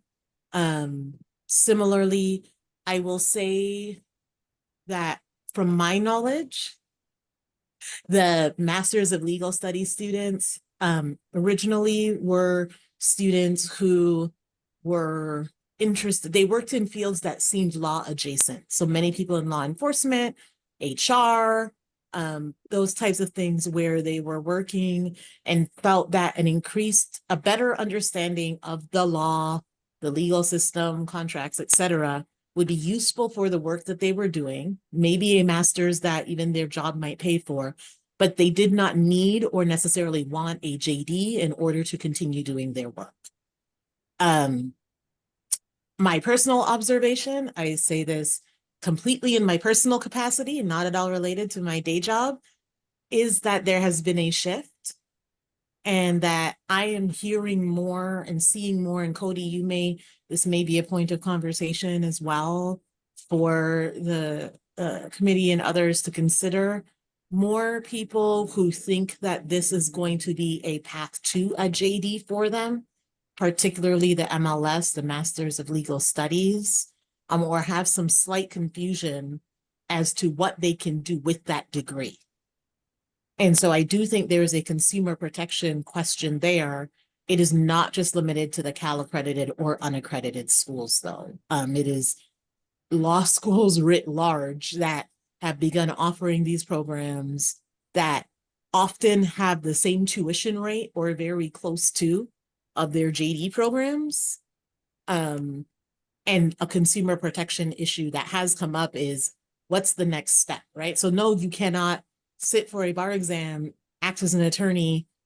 But my concern has been that there have been people who get just enough knowledge where they start to veer into the unauthorized practice or giving legal advice because you've taken an intro to contracts class, but maybe don't understand how that is different than taking contract law and being licensed, right? Like you have an intro to constitutional law class. That is not the same necessarily as taking Con Law 1, Con Law 2, and being licensed. And I know I sound like a snob right now. I'm so sorry. But that's been a little bit of it there. So I think you're right in asking what the difference is, but it is much bigger than perhaps even the state bar's purview and all of this. And I'm sorry for jumping in there, Cody. It's just I've had some very recent strong conversations about those programs and how I feel they impact particularly various diverse groups. So no, and I do appreciate you pointing out that this is a trend beyond just the unaccredited schools, and I should note, for the most part, the schools that we interact with, because they're seeking approval for acquiescence, they are well-intentioned, and for the most part, the programs are not detrimental. But that's why expanding that visibility into different programs will really kind of serve that protection piece. But thank you for the extra context. Thank you both. Did that help, Tristan? Good. Thanks, Shalak. Did you have more to add to that, Shalak? I know you had your hand up maybe before. No, it was on that. Cody's heard plenty from me, so I try to know. save space for others. I'm not chiming in because these are plenty from me too. So, Michael. Just a question, really. I think generally the buckets being limited to synchronous versus asynchronous makes a lot of sense. I wonder what the data is about how many correspondence courses exist or continue to exist that don't include any online instruction. And because I sort of see that as the main distinction between an online program versus a correspondence course is whether you're doing it by mail as opposed to a webinar that is not a synchronous presentation. And because if there is a large portion of folks that are getting correspondence courses through the mail still, then maybe it does make sense to keep them broken out to better understand what the differences might be between those types of programs and asynchronous programs that are coming in through webinars. Yeah, that's a really great question. I don't have the numbers at hand, but I think maybe I can characterize it this way. Whether it's correspondence law schools or even fixed facility law schools, there is a pressure to bring technology to the table in one way or another. So I do think, without having the numbers in front of me, I would speculate that most of the correspondence programs utilize some sort of online delivery. And then similarly, many of the fixed facility schools are interested in adopting, some form of online instruction, whether it's piping students in through, a live interactive classroom online experience. So there's like pressures on both ends, but I think you are right. Looking at the correspondence schools, there has been a lot of innovation there that probably makes it look a little more like the distance learning category as far as the technology is being used.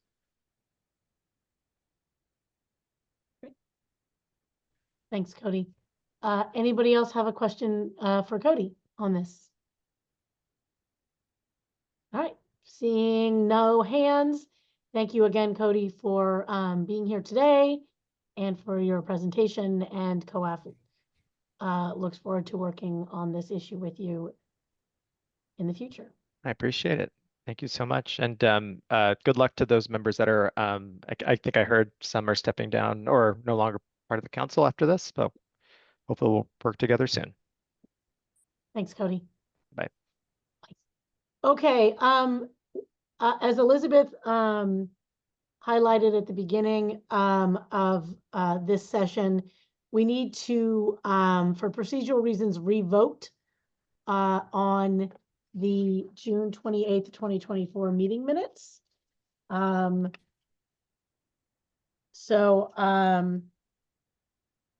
I will,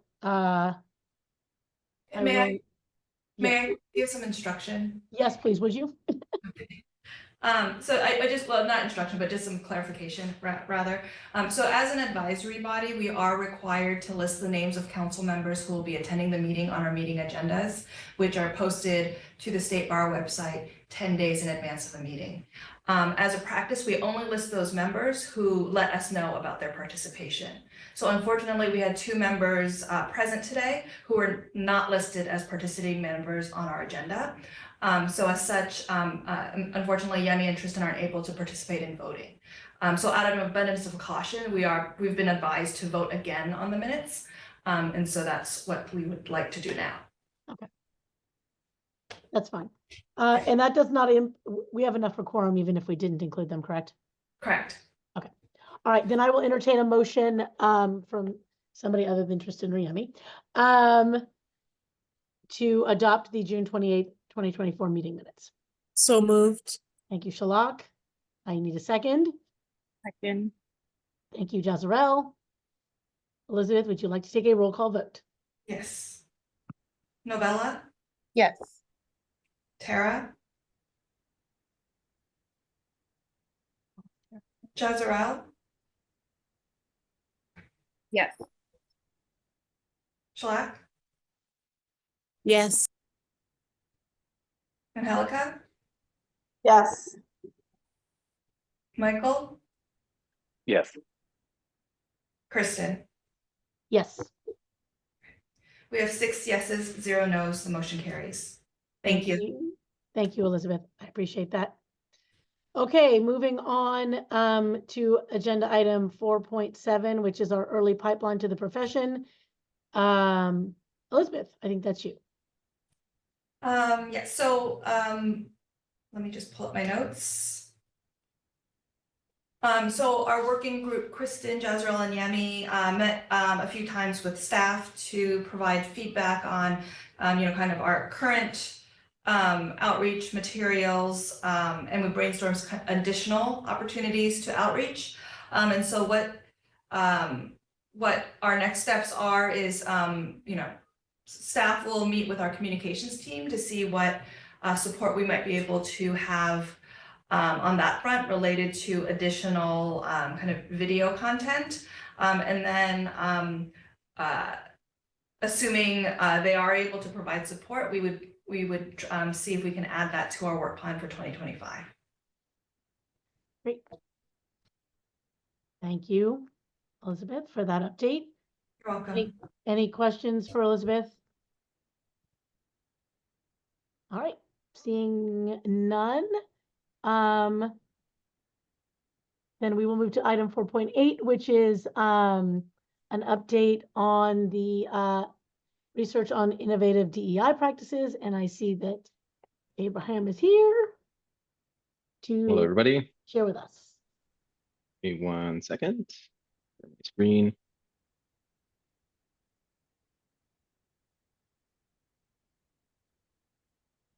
Great. Can you all see my screen?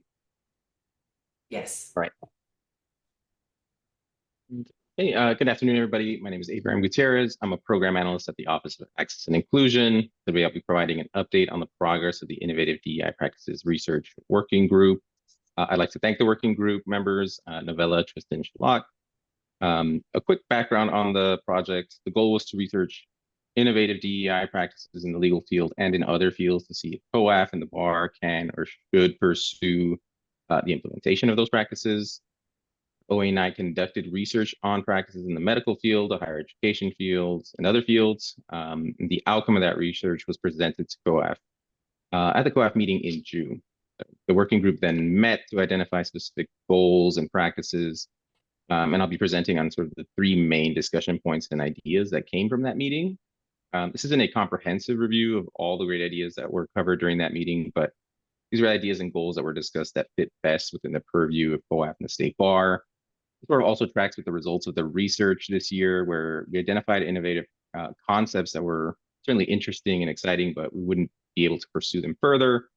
And a lot of times those are the sort of things that we might share with our partners or stakeholders where appropriate. I don't know if the working group or Elizabeth, you have any comments, but if not, we can go ahead and start. And I do invite the working group members to add their thoughts, and I'll pause at the end of each slide for questions and comments from anyone. All right. So the first was, the idea that came from that meeting was the development of MCLE training. So the working group meeting came not long after the Diversity Summit held in June. And I think a common sentiment from attendees and the working group of the summit was that certain aspects of DEI, such as generational differences and disability awareness, are not always given adequate attention. From the discussion, the idea that the working group suggested potentially developing MCLE training centered around these aspects of DEI and with special attention to internal attorney relationships, team dynamics, and workplace culture. So the key steps for this project, or the key next steps, are to engage specialists in legal education. So we're going to be looking for expertise in bias awareness, generational diversity, and disability inclusion. We'll also be doing benchmarking of existing programs. So we'll identify and analyze successful MCLE trainings that address these demographic categories and also emphasize, like I said, those internal attorney relationships. And then we're going to plan to study effective training strategies so that once development of this training begins, we'll be able to properly evaluate and ensure the program's impactful and successful. Any comments or questions on this? Great. So the second topic centered around artificial intelligence and tackling bias in AI.